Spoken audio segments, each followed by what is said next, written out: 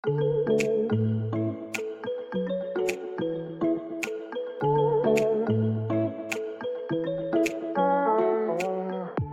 à tous, ici Anne Ponty et bienvenue dans un nouvel épisode du Chantier. Le Chantier, c'est un podcast maison, travaux et déco dans lequel j'interviewe des personnes inspirantes qui ont réalisé une rénovation. Des particuliers comme vous et moi, ou des décorateurs, entrepreneurs, architectes, bref, des gens qui ont connu ou qui connaissent encore la vie de chantier. Mon objectif, partager des conseils concrets à tous ceux qui se lancent dans les travaux. J'ai moi-même réalisé récemment ma première grosse rénovation, celle de ma maison, et en partageant les avancées des travaux sur mon compte Instagram, je me suis vite rendu compte que le sujet a intéressé beaucoup d'entre nous. Alors bienvenue sur le podcast où l'on n'a pas peur de se salir les mains, où l'on adore parler plomberie, électricité, placo et ponçage de parquet. Bref, bienvenue sur le chantier.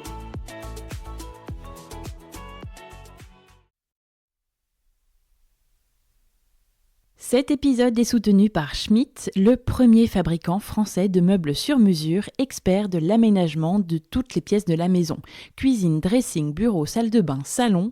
Chez Schmitt, on part d'une idée simple, on croit très fort que le design a le pouvoir de transformer profondément les intérieurs, mais aussi les vies. La marque mise sur son savoir-faire et sur des solutions pratiques et bien pensées pour créer avec vous des espaces plus fonctionnels, plus agréables à vivre et adaptés à vos besoins. Depuis plus de 65 ans, Schmitt travaille avec la même ambition, proposer des intérieurs fiables, bien conçus et durables, avec un mantra constant, le savoir-faire fera toujours la différence. Alors si vous avez un projet d'aménagement sur mesure, vous pouvez découvrir leurs solutions sur www.home-design.schmitt, SCHMIDT. Et maintenant, place à l'épisode. Hello à tous et bienvenue dans l'épisode 84 du Chantier avec Tiffaine. Tiffaine qui, du haut de ses 23 ans, vient de passer une année à rénover une maison. Je n'en reçois pas souvent sur le podcast, mais Tiffaine est étudiante. Et avec Tiffaine, on a parlé de faire ses études à HEC, de prendre une année de césure pour mener à bien un projet travaux, d'acheter une maison avec son papa, de créer une SCI, de poser des moulures avec son papy, d'ouvrir un restaurant dans une roulotte, mais aussi de passer des journées et des journées seules dans une maison à faire des travaux, le kiff, de se lancer le défi de faire une vidéo par jour pour YouTube, de peinture à motifs effets papier peint, et enfin de trouver chacun sa place quand on rénove en famille et de ses conseils pour que tout se passe au mieux dans ce genre de situation. Tiffaine vous partage aussi ses bonnes adresses travaux et fait le bilan d'une année hors norme comme une parenthèse enchantée et bien méritée au cœur de ses études supérieures. J'ai adoré l'histoire de Tiffaine et du 4 feuilles puisque c'est le nom qu'elle a donné à cette maison, devenue un gîte, et j'espère que cet épisode va vous plaire aussi. Vous pouvez retrouver la visite complète de la maison en photo et les avant-après des travaux sur lechantierpodcast.fr dans l'onglet Home Tour, mais je ne vous en dis pas plus et je laisse place à l'histoire de la rénovation de Tiffaine. Hello Tiffaine. Bonjour. On est en Vendée aujourd'hui, tu m'accueilles dans ta jolie région où tu as grandi et où ta famille vit et où tu as acheté et rénové une maison surtout, en famille justement. Alors tu es très jeune, je voulais vérifier, je pense que tu es une des plus jeunes invitées du podcast à ce jour, voire la plus jeune. Tu as quel âge ? 23 ans. Ouais, je pense que tu es la plus jeune. Il faut que je vérifie. Peut-être Clémence, dans des premiers épisodes, je crois que l'épisode 15, tu devais peut-être avoir à peu près ton âge. Mais en tout cas, tu es dans le top 3, clairement, des plus jeunes invités. Et pourtant, tu as déjà à ton actif plusieurs projets travaux, pas mal d'expérience en rénovation, et notamment celle de la maison où l'on se trouve aujourd'hui. Donc, tu vas nous raconter tout ça. Pour commencer, est-ce que tu peux peut-être te présenter, pour ceux qui ne te connaissent pas, nous dire d'où tu viens, ce que tu fais dans la vie et avec qui tu habites ? Pas vraiment ici, du coup, mais pas très loin d'ici. Bien sûr. Donc, je m'appelle Tiffaine, j'ai 23 ans et je viens de Vendée, à 10 minutes à peu près d'ici où on est actuellement. Là, on est où comme village ? Là, on est à Montournai. Okay. Et moi, je viens de Réaumur. Juste à côté. À côté. Et pour les personnes qui ne connaissent pas du tout la Vendée, c'est pas loin du Puy du Fou. 20 minutes du Puy du Fou. C'est ça. Et ce que je fais actuellement, donc je suis encore étudiante et j'ai pris cette année une année de césure pour me consacrer à la rénovation de cette maison à Montournai en famille. L'année qui vient de passer, là. C'est ça. Ça fait 1 an là que je faisais des travaux et je reprends mes cours la semaine prochaine. Mais c'est ça, parce que là, alors, cet épisode va être diffusé en octobre, donc la rentrée aura déjà eu lieu. Mais là, on est dernière semaine d'août, donc la rentrée, c'est lundi. Enfin, pour les petites écoles, toi, je sais pas. C'est mardi. Voilà, le 2 septembre. Et c'est chouette que ça tombe maintenant. Je suis contente. C'est un super timing. C'est vraiment juste entre deux, quoi. T'es entre ton année de césure et la reprise de tes études. Donc, et en plus, c'est très frais, je pense, dans ta tête, tout ça, parce que vous avez terminé les travaux il y a 2 mois. Oui. Donc, tu vas pouvoir nous raconter tout ça en détail. Est-ce que tu peux peut-être commencer par définir l'année de césure ? Parce que je suis en train de me dire que tout le monde n'est peut-être pas familier du terme. Ouais. Moi, je sais parce que j'en ai fait une moi-même pendant mes études. Mais est-ce que tu peux nous expliquer rapidement ce que c'est ? Oui, on peut aussi dire année sabbatique. Je sais qu'il y en a qui sont plus... Ouais, alors oui, pour un projet perso, oui, c'est vrai que c'est un peu ça. Mais une césure, à la base, c'est plutôt pour... Enfin, la césure classique, on va dire, c'est plutôt pour faire un stage ou ce genre de choses. Donc pour travailler. Oui, j'ai travaillé aussi. Oui, tout à fait. Mais alors, tu vas nous expliquer ce que c'est l'année de césure pour ton école. Bien sûr. Donc là, je suis en école de commerce. Ouais. Tu es à HEC. Oui, c'est ça. Tu peux le dire ? Tu peux en être fière ? Je suis à HEC après 2 ans de classe préparatoire. Ok. Et en général, on a une année de césure qui est obligatoire, qui est une année de césure professionnelle, où on fait 2 fois 6 mois de stage. C'est ça, c'est plus ça le cas un peu typique, classique. Et donc ça, je l'ai faite l'année dernière. Ok. Et cette année, j'ai fait une année de césure personnelle. Et donc là, on fait le projet qu'on veut. Il y en a beaucoup qui partent à l'étranger, qui font de l'humanitaire. Enfin, c'est vraiment une année où on ne doit rien à l'école. On fait... faut quand même que ce soit un projet qui soit un peu construit et qu'on montre qu'on ne va pas juste être en vacances pendant 1 an. D'accord. Mais après, ils n'ont pas... beaucoup de choses à dire en fait sur notre année. On n'est pas du tout accompagné pendant l'année. Ok. Et on n'a pas de rendu à faire ou quoi que ce soit. J'allais te demander, est-ce qu'à la fin il y a un dossier à rendre sur les travaux et la rénovation de la maison? Je crois qu'il y a quand même un petit document à rendre. D'ailleurs, il faudrait que je regarde ça. Que tu l'envoies vite fait avant la rentrée. C'est ça, juste pour expliquer par rapport à notre lettre de motivation de départ qui expliquait pourquoi on voulait faire cette année de césure, si on a bien fait ce qu'on avait prévu, et puis si ça s'est bien passé ou non. Le bilan, quoi. C'est ça. Rapide. Bilan rapide. Ouais. C'est pas vraiment avec un compte 2-3 avant-après pour la preuve en image, et voilà. Donc, tu as dû faire un dossier quand même. Oui, une lettre de motivation pour expliquer comment on allait remplir cette année, en quoi ça s'inscrivait dans notre... en quoi c'était cohérent avec ce qu'on voulait faire plus tard. Voilà. Génial. Bon, tu vas nous raconter en quoi c'est cohérent et tout ça. Comment toute cette histoire a commencé avec cette maison ? C'était quoi le projet d'achat immobilier ? C'était quoi les critères de recherche ? Et puis, comment vous avez trouvé cette maison, tout simplement ? Alors, je pense que le projet, il remonte à longtemps, si vraiment on veut voir où cette passion un peu des vieilles maisons et de la rénovation, elle est née. D'accord. Donc mon père est marchand de biens, il travaille dans l'immobilier depuis, alors j'ai l'habitude de dire une dizaine d'années, mais ça fait peut-être un peu plus maintenant. Et avant, il travaillait un travail un peu plus classique, disons dans l'agroalimentaire, dans une entreprise. Et il s'est mis à l'immobilier en étant marchand de biens, donc il achète, il rénove des maisons, il revend ou il passionnant, ça doit être un travail passionnant. Ouais, et j'ai même vu à quel point il était plus épanoui en faisant ça. Oui. Enfin, c'est quelque chose, je pense, on le ressent aussi inconsciemment. Je voyais qu'il aimait vraiment ça.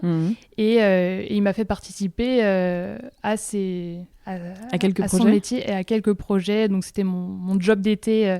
Je faisais de la réno avec lui. Je ponçais, je peignais.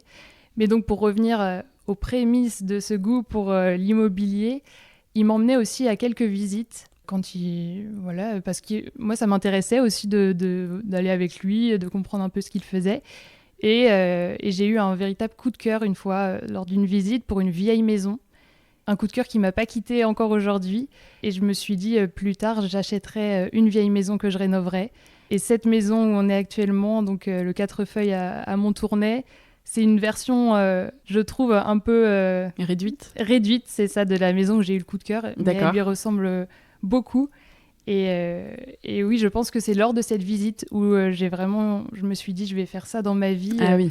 En tout cas, je vivrai dans une maison comme ça, ou alors je ferai une réno comme ça. Un jour. Sans savoir forcément ce que ça impliquait, mais juste ma tête d'enfant me disait, c'est quelque chose qui te plaira de faire ça. Et c'est une maison qu'il visitait pour acheter, mais qu'il n'a pas acheté du coup ? Qu'il n'a pas acheté finalement. Non. D'ailleurs, je ne connais pas les propriétaires, mais je passe parfois devant cette maison qui est vraiment... Ah, parce qu'elle n'est pas loin. Elle n'est pas très loin, ouais. Okay. Elle est à une dizaine de minutes et je la voyais depuis mon collège, cette maison. Donc des fois, pendant la récré, j'allais au bout de la cour, là où je pouvais apercevoir la maison. Ah ouais. Et je rêvais. Je la regardais en rêvant. Ah oui, d'accord. Ouais. Ah, j'adore. Et ah oui, donc là, tu te dis peut-être un jour j'achèterai encore ou Bah ouais, ça serait mon rêve, même si il y a beaucoup de travaux qui ont déjà été faits. Ouais, donc moins rigolo. Moins rigolo, mais ça me va quand même d'habiter là-dedans. Ok, ouais. Oui, donc en tout cas, c'est là sans doute qu'a commencé ton amour des maisons anciennes. C'est ça, ouais. Okay. Je pense que c'est ça, et ça a été cultivé par le fait que je travaillais pas mal avec mon père, justement. Dès que j'avais du temps, je faisais la peinture, le ponçage, la pose du carrelage, voilà, avec lui. Dans des biens plutôt anciens ? Non, pas forcément. Par contre, c'était de la rénovation, mais c'était des maisons un peu plus récentes. D'accord. Il n'y avait pas le fait d'embellir l'existant, forcément. D'accord. C'était quand même, fallait refaire un peu du neuf, parce que c'était pour de la location longue durée. C'était des logements beaucoup plus classiques, voilà, un studio, des choses comme ça. Donc, quand même différent, mais j'adorais faire ça. J'écoutais mon petit podcast et je faisais ma peinture. C'est vraiment quelque chose que j'aimais beaucoup faire. Après, j'ai pu le faire pour ma famille. Je sais que mes grands-parents, ils faisaient appel à moi dès qu'il y avait quelque chose à faire. J'ai rénové leur maison aussi au Sable d'Olonne. Donc voilà, je faisais des petits travaux comme ça, par-ci, par-là. Et j'avais quand même cette envie de faire un projet qui était le mien. D'accord. C'était bien beau de travailler pour les maisons de mon père, mais oui, j'avais envie de faire quelque chose et travailler pour moi et faire une rénovation dans un bien qui m'appartenait un peu. Maintenant ou un jour ? Le plus rapidement possible. D'accord. J'ai toujours été assez pressée de tout. Je suis pas très patiente. Donc oui, le plus rapidement possible. Et je l'évoquais avec mon père, si jamais tu as envie qu'on achète une vieille maison, parce que bien sûr, il y a le côté financier qui est non négligeable quand on veut travailler dans l'immobilier. Surtout quand on est étudiant. Et surtout quand on n'a pas d'argent, évidemment. Donc moi, je me disais, je veux travailler avec mon père pour faire un projet où on peut être complémentaires et m'associer avec lui pour pouvoir rénover une vieille maison où le coût déjà de l'achat est conséquent et la rénovation aussi. Oui, c'est sûr que c'est une super façon de commencer. Et pas forcément mettre le pied à l'étrier, parce que tu vas pas forcément en faire plusieurs après, mais en tout cas de faire un projet jeune comme ça, c'est vrai que tout seul, c'est très compliqué. Ah oui. Donc c'est une super façon de démarrer. Comment vous avez trouvé cette maison du coup ? Donc tu cherchais pas vraiment, ou quand même vous cherchiez une maison à rénover tous les deux ? Non, on cherchait pas. Ok. Comme je te disais au début, on habite à 10 minutes d'ici. Et je passais régulièrement devant dans ce village et devant cette maison. Donc j'avais déjà vu qu'elle tombait en ruine et j'avais déjà vu que je l'aimais beaucoup et qu'elle était super jolie. Donc j'avais demandé à mon père si elle était à vendre, parce qu'elle était vraiment à l'abandon pour le coup. Ouais. Mais juste par curiosité, c'était un peu comme la maison que j'avais vue quand j'étais petite. Elle se ressemblait un peu, donc je me disais... Et moi, j'avais grandi, peut-être que j'allais pouvoir faire des projets un peu plus concrets. Et on l'avait visité. Donc, donc lui s'était renseigné du coup ? Il s'était renseigné, c'est ça. Et elle appartenait à la mairie. En fait, il y avait eu une succession et les petits-enfants l'avaient vendue à la mairie.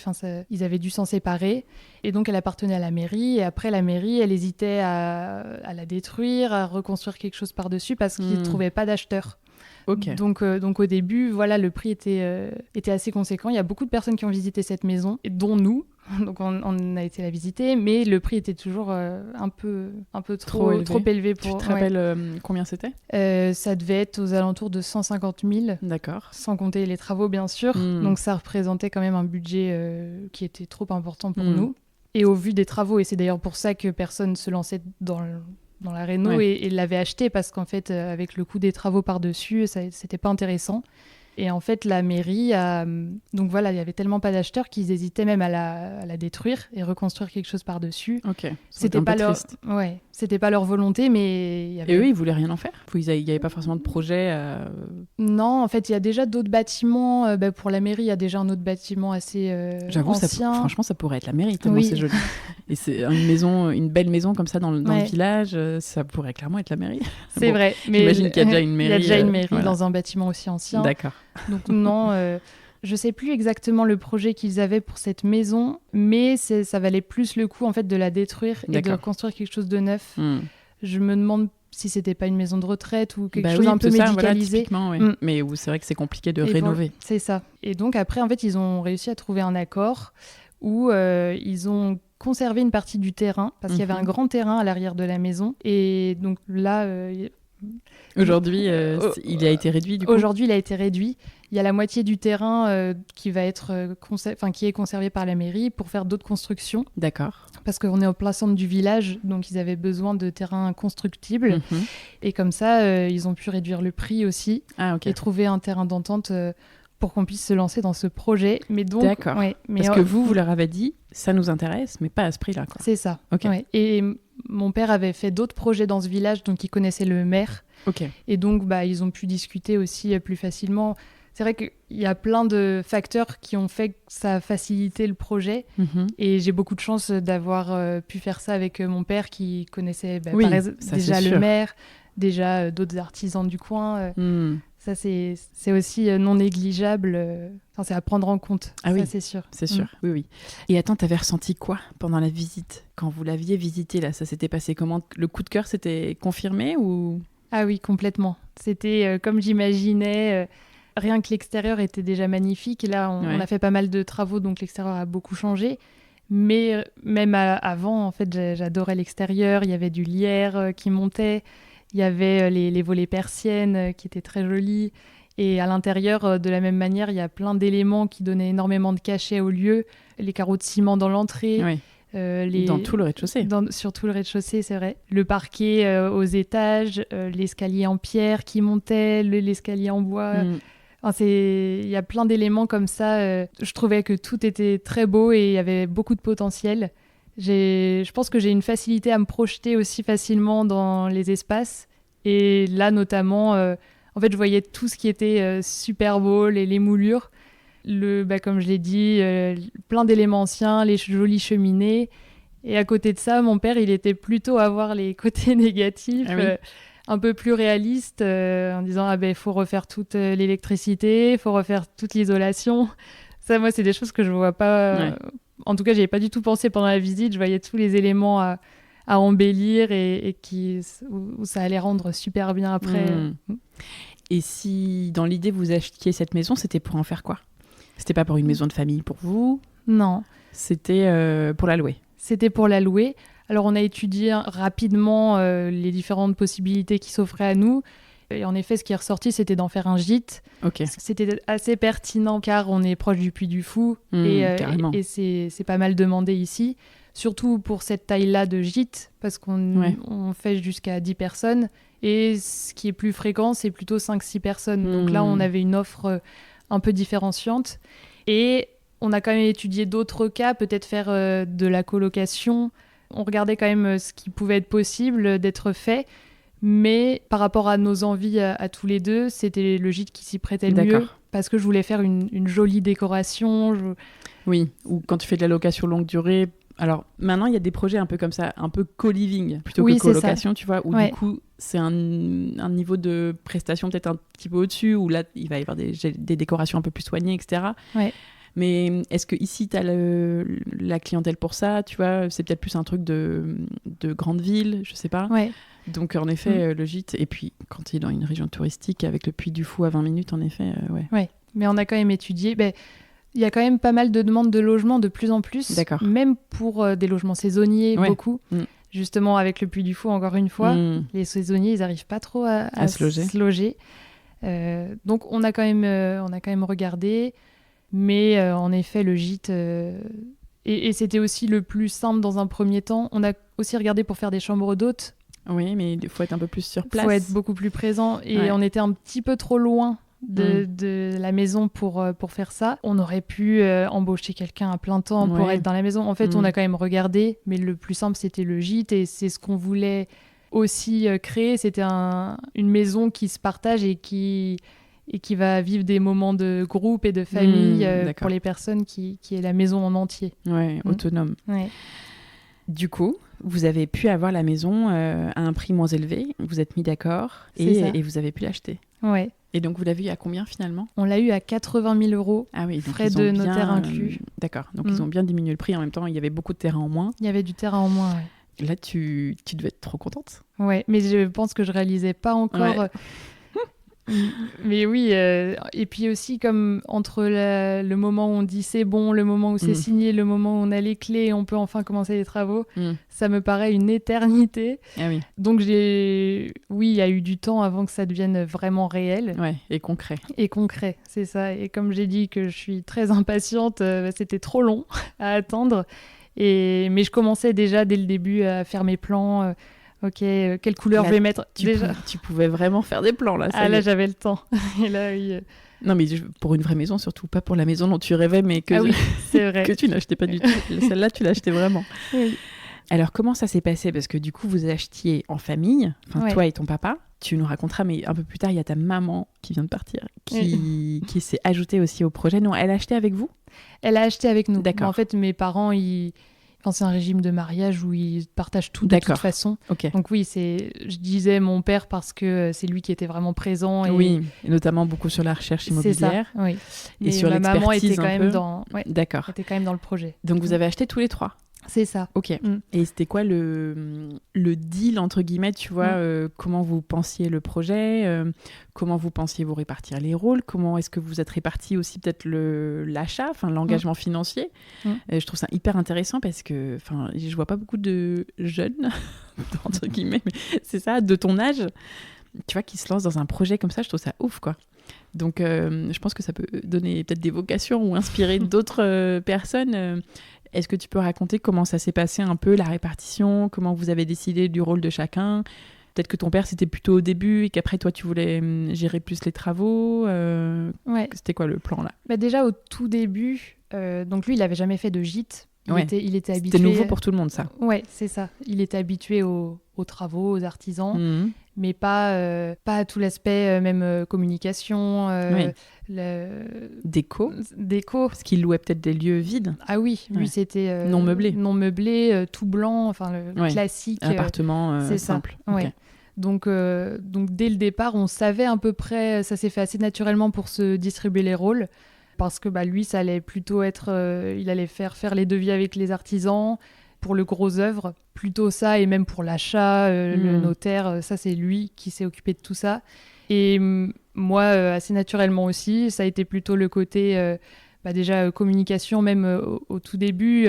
Dès l'achat, j'ai commencé à partager un peu le projet sur les réseaux sociaux. Sur Instagram, notamment ? Sur Instagram, oui. Sur YouTube aussi ? Un peu plus tard. Ok. Ouais, je me suis lancée sur YouTube il y a 1 an maintenant. D'accord. Ouais. Donc peut-être 6 mois après. Instagram, ton compte, c'est le 4 feuilles. Oui. C'est ça, hein ? Ouais, tout en lettres. Ok. Et en effet, tu as dès le début quasiment partagé un peu des vidéos, des photos de la maison. C'est ça. Donc il y avait ce côté-là, en effet, communication. Ensuite, comment aménager l'espace, tout le côté un peu architectural. Aménagement de l'intérieur. C'est ça, ouais. Ça, c'était plutôt toi ? Ça, c'est plutôt moi, oui. Combien de chambres on fait, comment on organise la salle de bain, tout ça. En fait, j'ai appris plein de choses aussi de ce côté-là parce que on n'imagine pas le nombre de choses à penser quand on crée une maison à partir de rien, en fait, parce que là, on avait un grand terrain de jeu qui faisait 170 mètres carrés et il fallait tout meubler, imaginer les espaces, où est-ce qu'on met la salle à manger, la table, tout ça. Donc, moi, j'ai adoré faire ça aussi, tous les plans sur l'ordinateur aussi, je faisais ça. Et ensuite, le côté aussi décoration, bien sûr, qui est venu plus tard. C'est ça. Et puis, toi, au niveau des travaux, tu intervenais, mais plutôt à partir du second œuvre. C'est ça, ouais. Et des finitions, quoi. Ouais. Moi, c'était une fois que on a quand même posé l'isolation. Alors, je sais pas si... C'était pas non plus énorme à faire, mais ouais. Donc, on a quand même fait ça nous-mêmes, toute la pose de la laine de verre. Donc, moi, tout ça, c'était plutôt ma partie. Donc mon père gérait plus le projet et le lancement au départ. Et ensuite, je suis intervenue à partir de la pose du placo, on va dire. D'accord, ok. Et l'imagination de l'espace. Et est-ce que je peux te demander comment, au niveau financier, toi tu as fait étudiante, tu as fait un emprunt du coup ? Oui, j'ai fait un emprunt. Et mes parents se sont quand même portés garants. Parce que c'est un peu compliqué quand on n'a pas de revenus. Ouais, c'est ça. Enfin, t'avais peut-être des revenus étudiants, enfin, je sais pas, voilà, mais bon, t'as pas une feuille d'imposition, quoi, donc... Non, je donnais des cours de maths, et puis j'avais de l'argent de côté parce que j'ai toujours un peu travaillé depuis que je suis petite. D'accord, donc t'as mis un apport aussi ? Non, t'as emprunté la totalité de ta part ? J'ai mis un petit peu un apport, ok. Mais bon, ça représente, c'est minime par rapport au prêt. Et tu me disais que tu as un quart donc de la maison. Donc j'ai un quart des parts. En fait, j'ai essayé d'avoir le plus important prêt possible, le montant du prêt le plus important possible. Et à partir de ça, mes parents ont mis le reste des travaux. Et donc ça faisait un quart au total avec achat et rénovation. Et au niveau, un niveau très pratico-pratique, mais vous avez fait une SCI du coup, j'imagine ? C'est ce qu'on fait en général ? C'est ça, une SCI où j'ai un quart des parts et mes parents ont le reste. Ok, et SCI qui détient la maison. C'est ça. Ça marche. Ouais. C'est quoi l'histoire de cette maison ? Alors c'est assez marrant parce qu'avec la magie des réseaux sociaux, il y a les petits-enfants du propriétaire qui m'ont contactée. Oh, génial. Ouais. Et en plus, c'était encore au tout début où je partageais la maison. Donc, ils l'ont vite reconnue parce qu'elle n'était pas encore transformée. Ouais. Et ils ont dit, mais je la connais, cette maison. J'ai passé mes étés dedans, dans cette maison. Génial. Et donc les petits-enfants du propriétaire qui l'avait vendu à la mairie, qui était décédé et dont les héritiers avaient vendu à la mairie ? C'est les petits-enfants qui avaient vendu la mairie, qui étaient les héritiers, qui ont vendu justement la maison. Ils étaient très nombreux et c'est eux qui ont pu m'expliquer ça en fait, donc c'était intéressant. Et, qu'est-ce qu'ils t'ont dit alors ? Donc la personne qui m'a contactée, elle habite aux Pays-Bas. Il y en a, en fait, ils sont vraiment répartis loin et donc ils n'arrivaient plus à l'entretenir. La maison, c'était trop compliqué. Donc ils l'ont vendue à la mairie. Et donc ils ont pu m'expliquer, et même les voisins. D'ici, il y en a dont les grands-parents connaissaient le propriétaire. Il y en a qui venaient travailler ici. Donc, c'était assez original parce qu'il y avait, en fait, là où on est actuellement dans le salon, c'était une pièce qui était fermée. Et il y avait une dame qui vivait dans cette pièce. D'accord. Ensuite, il y avait le propriétaire qui vivait dans le reste de la maison. Donc je sais pas trop comment, c'était il y a longtemps, donc au niveau... Pourquoi ? Parce qu'il y avait une dame, peut-être c'était une auxiliaire de vie, quelqu'un qui l'aidait à la maison ou... Je suis pas sûre, non. Je crois que c'était juste comme il y avait... la maison est quand même grande pour donc une seule locataire. personne. C'était comme une locataire. D'accord. Je sais pas trop comment il s'arrangeait. Mais donc il y avait une personne qui vivait dans cette pièce et le reste de la maison, une autre personne. Ok. Donc déjà, c'est assez marrant. Ouais. Et ensuite, les combles n'étaient pas aménagés. Mais je pense que c'était un peu le terrain de jeu des enfants parce qu'on a retrouvé des petites perles dans le parquet, des choses comme ça. Mais c'était pas du tout aménagé. Et après, il y avait la cuisine qui était au sous-sol. Et voilà, après, c'était marrant. Les petits-enfants m'ont dit, moi, je dormais dans cette chambre. Enfin, ils ont pu me transmettre un peu leur histoire dans cette maison. Donc, c'était la maison de leurs grands-parents ? Oui. Donc c'était un peu une maison de famille. C'est ça, ils venaient passer les vacances ici. Et alors le premier, celui qui a fait construire la maison, en fait c'était le premier propriétaire qui s'appelait, en fait on a retrouvé une pierre Rousseau Allardusselière. Et donc d'accord, dans la bibliothèque là à côté de la cheminée. Et donc c'est lui qui a construit cette maison et qui habitait dedans en premier. Et ensuite il y a eu un autre locataire ensuite qui devait être le grand-père. Ok. Je crois que c'est comme ça. Elle a été construite dans les années 1880.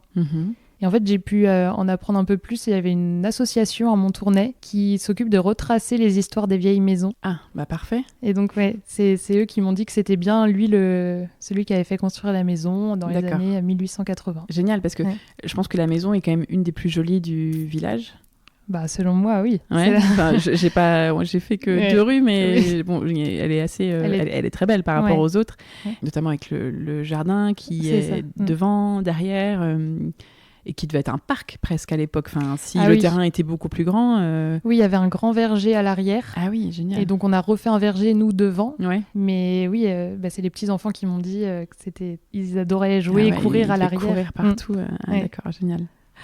Ah, mais c'est chouette de rencontrer comme ça, de discuter en tout cas avec les précédents propriétaires, c'est super. Et dans quel état il était du coup ? Elle était, comme ton père disait, fallait refaire élec plomberie, mais c'était vivable ? Non, pas du tout. Non, en fait, elle avait été laissée quand même un peu à l'abandon depuis une quinzaine d'années. Ah oui, ok. Il y y avait des trous dans les fenêtres. Non, c'était pas vraiment vivable. Comme ça. Non. L'ancien propriétaire, il y avait de l'électricité, parce qu'il travaillait chez EDF, justement, le grand-père. Ah oui, d'accord. Ouais, on a appris ça. Et donc, il y avait tout le chauffage électrique. On a quand même dû tout changer. Non, on n'a jamais vécu dedans avant d'avoir fini les travaux. Oui, de toute façon, des gros travaux étaient obligatoires et c'était pas juste rafraîchir, quoi. C'était, non, on avait fait un calcul pour le DPE aussi pour... Ah oui. Il devait être... au début, c'était... de toute façon, il y avait des trous dans les vitres. Donc oui, il y avait beaucoup de choses à changer avant que ce soit habitable. Est-ce que vous avez validé un budget travaux même avant de signer le compromis? Est-ce qu'il y a eu Est-ce que ton père, très vite, il s'est dit ok, il y en a pour à peu près telle enveloppe? Ou est-ce que vous avez fait des devis avant de signer, avant d'acheter, pour valider une enveloppe globale? On a fait quelques devis, notamment pour les grosses dépenses. Je pense notamment au ravalement. Donc on a refait toute la façade et aux ouvertures. On a changé toutes les menuiseries et c'était sur mesure et c'était en bois. Parce qu'on est soumis là aux architectes des bâtiments de France. On est dans un secteur protégé. Oui, donc c'est très réglementé. Avec l'église romane qui est pas loin, c'est ça que tu me disais? Oui, tout à fait. Même la maison, on pourrait... Bon, elle est pas classée. Non, elle est pas classée. Mais elle pourrait presque l'être. C'est vrai, oui. En tout cas, c'est bien. Bon, ça vous a obligé à mettre des beaux matériaux. Voilà, bon. Ça coûte cher, mais au moins c'est très joli. Voilà. Et à mettre des jolies portes et des jolies fenêtres, du coup. Oui, donc ça, mais en effet, ça devait être un beau budget. Ouais. Donc on avait fait estimer comme ça les grosses dépenses. D'accord. Il avait sûrement dû demander aussi des devis, mais en même temps, en fait, une fois qu'on s'est lancé dans le projet, on s'est dit on y va. Et puis grosso modo, j'imagine qu'il a eu quand même une idée à peu près globale du budget travaux total, parce qu'il a un petit peu l'habitude, même s'il n'avait jamais fait d'aussi grosses maisons, j'imagine. Ouais. Non, il n'avait jamais fait ça. Et c'est aussi, j'avais dit que j'allais participer beaucoup, donc ça allait contribuer à réduire à alléger le un coût. peu C'est ça. la note. Petite parenthèse, avec ton école là, tu leur as présenté un peu le truc quand même. Donc là, tu t'es dit, ok, c'est sûr, je prends une année off pour faire ces travaux. Et tu leur as parlé du projet du coup?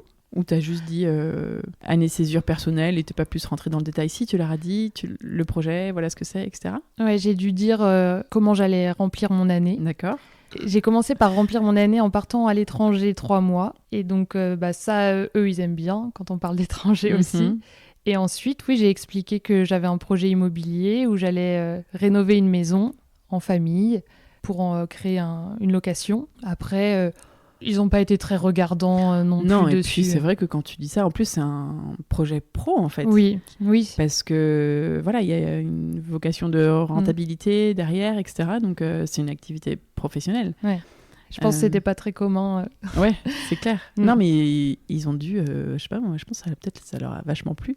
Mais à la fois, en effet, ils n'avaient pas dû voir ça très souvent. Non. Ça devait plutôt être, je pars 1 an en Australie ou je vais faire du bénévolat, je sais pas où, dans quel pays.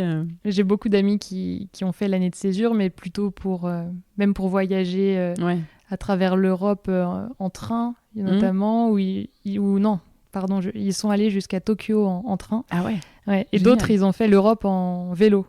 Ah oui, d'accord. C'est des projets comme ça aussi hyper sympas, mais différents. Ouais, c'est ça. C'était quoi l'objectif de cette rénovation pour toi et pour ton papa? Alors, je pense qu'il y en avait plusieurs. Déjà, je me lançais un peu un défi quand même. C'était un saut dans l'inconnu, d'apprendre à avoir un projet à moi et quand même à nous, parce que mon père était dessus, mais il me laissait beaucoup de liberté. Donc, réussir quand même à créer quelque chose en partant de rien et à créer de la valeur, c'est aussi ça, restaurer le patrimoine. Il y a beaucoup de choses qui rentrent en compte. Et l'objectif, après, de manière plus rationnelle, c'était d'ouvrir un gîte et que ça soit rentable aussi sur le long terme. Donc, en effet, un budget à respecter et puis trouver des clients, tout ça. Et l'objectif, c'était aussi de m'épanouir là pendant 1 an, où j'ai vécu une année exceptionnelle et j'aimerais en vivre comme ça toute ma vie. Ah oui? Ah ouais, j'ai vraiment adoré le fait d'être autonome, le fait de créer et de partager aussi ça avec ma famille et aussi avec plein de gens en fait. Je pensais pas que ça ferait autant partie du projet de le partager sur les réseaux sociaux, mais le fait est que ça a vraiment contribué à mon année aussi d'une manière différente. Et je pensais pas que, là même le fait d'être avec toi sur ce podcast aujourd'hui, ça se serait pas fait si j'avais pas partagé sur les réseaux sociaux. En fait, ça m'a ouvert plein d'opportunités et c'est génial. J'ai pu découvrir plein de choses. Ouais, donc plusieurs objectifs différents. Et puis aussi ce truc de faire un projet ensemble, en famille. Ouais. Même si vous l'aviez un petit peu déjà fait, mais là c'était plus vraiment un projet commun, plus que le projet de papa sur lequel tu l'aides un peu, quoi. Ouais, parce que avant j'étais un peu son employé en quelque sorte. Ouais, là c'était des rôles différents pour chacun d'entre vous, donc il fallait aussi que chacun trouve sa place. Complètement. Et je pense que c'était plus à moi de trouver ma place que... Enfin, mon père, pour le coup, c'est son métier et il est très bon dans ce qu'il fait. Mais moi, il fallait que je prouve que j'étais digne de travailler à ses côtés. Ouais. Et en plus, j'avais pas vraiment d'expérience non plus là-dedans où il pouvait se dire, ok, je lui fais 100% confiance, elle va me faire la maison et puis voilà. Donc oui, trouver sa place. Et je pense qu'on a bien réussi au final. Et puis, si jamais il y avait des désaccords, on se posait, on expliquait nos points de vue et ça s'arrange toujours. De toute façon, quand on a la même envie de départ et la même motivation, on trouve des accords. Puis, il y a pas de... Enfin, on veut tous les deux que le projet réussisse. Donc, il n'y a pas de raison qu'on finisse pas par trouver un terrain d'entente.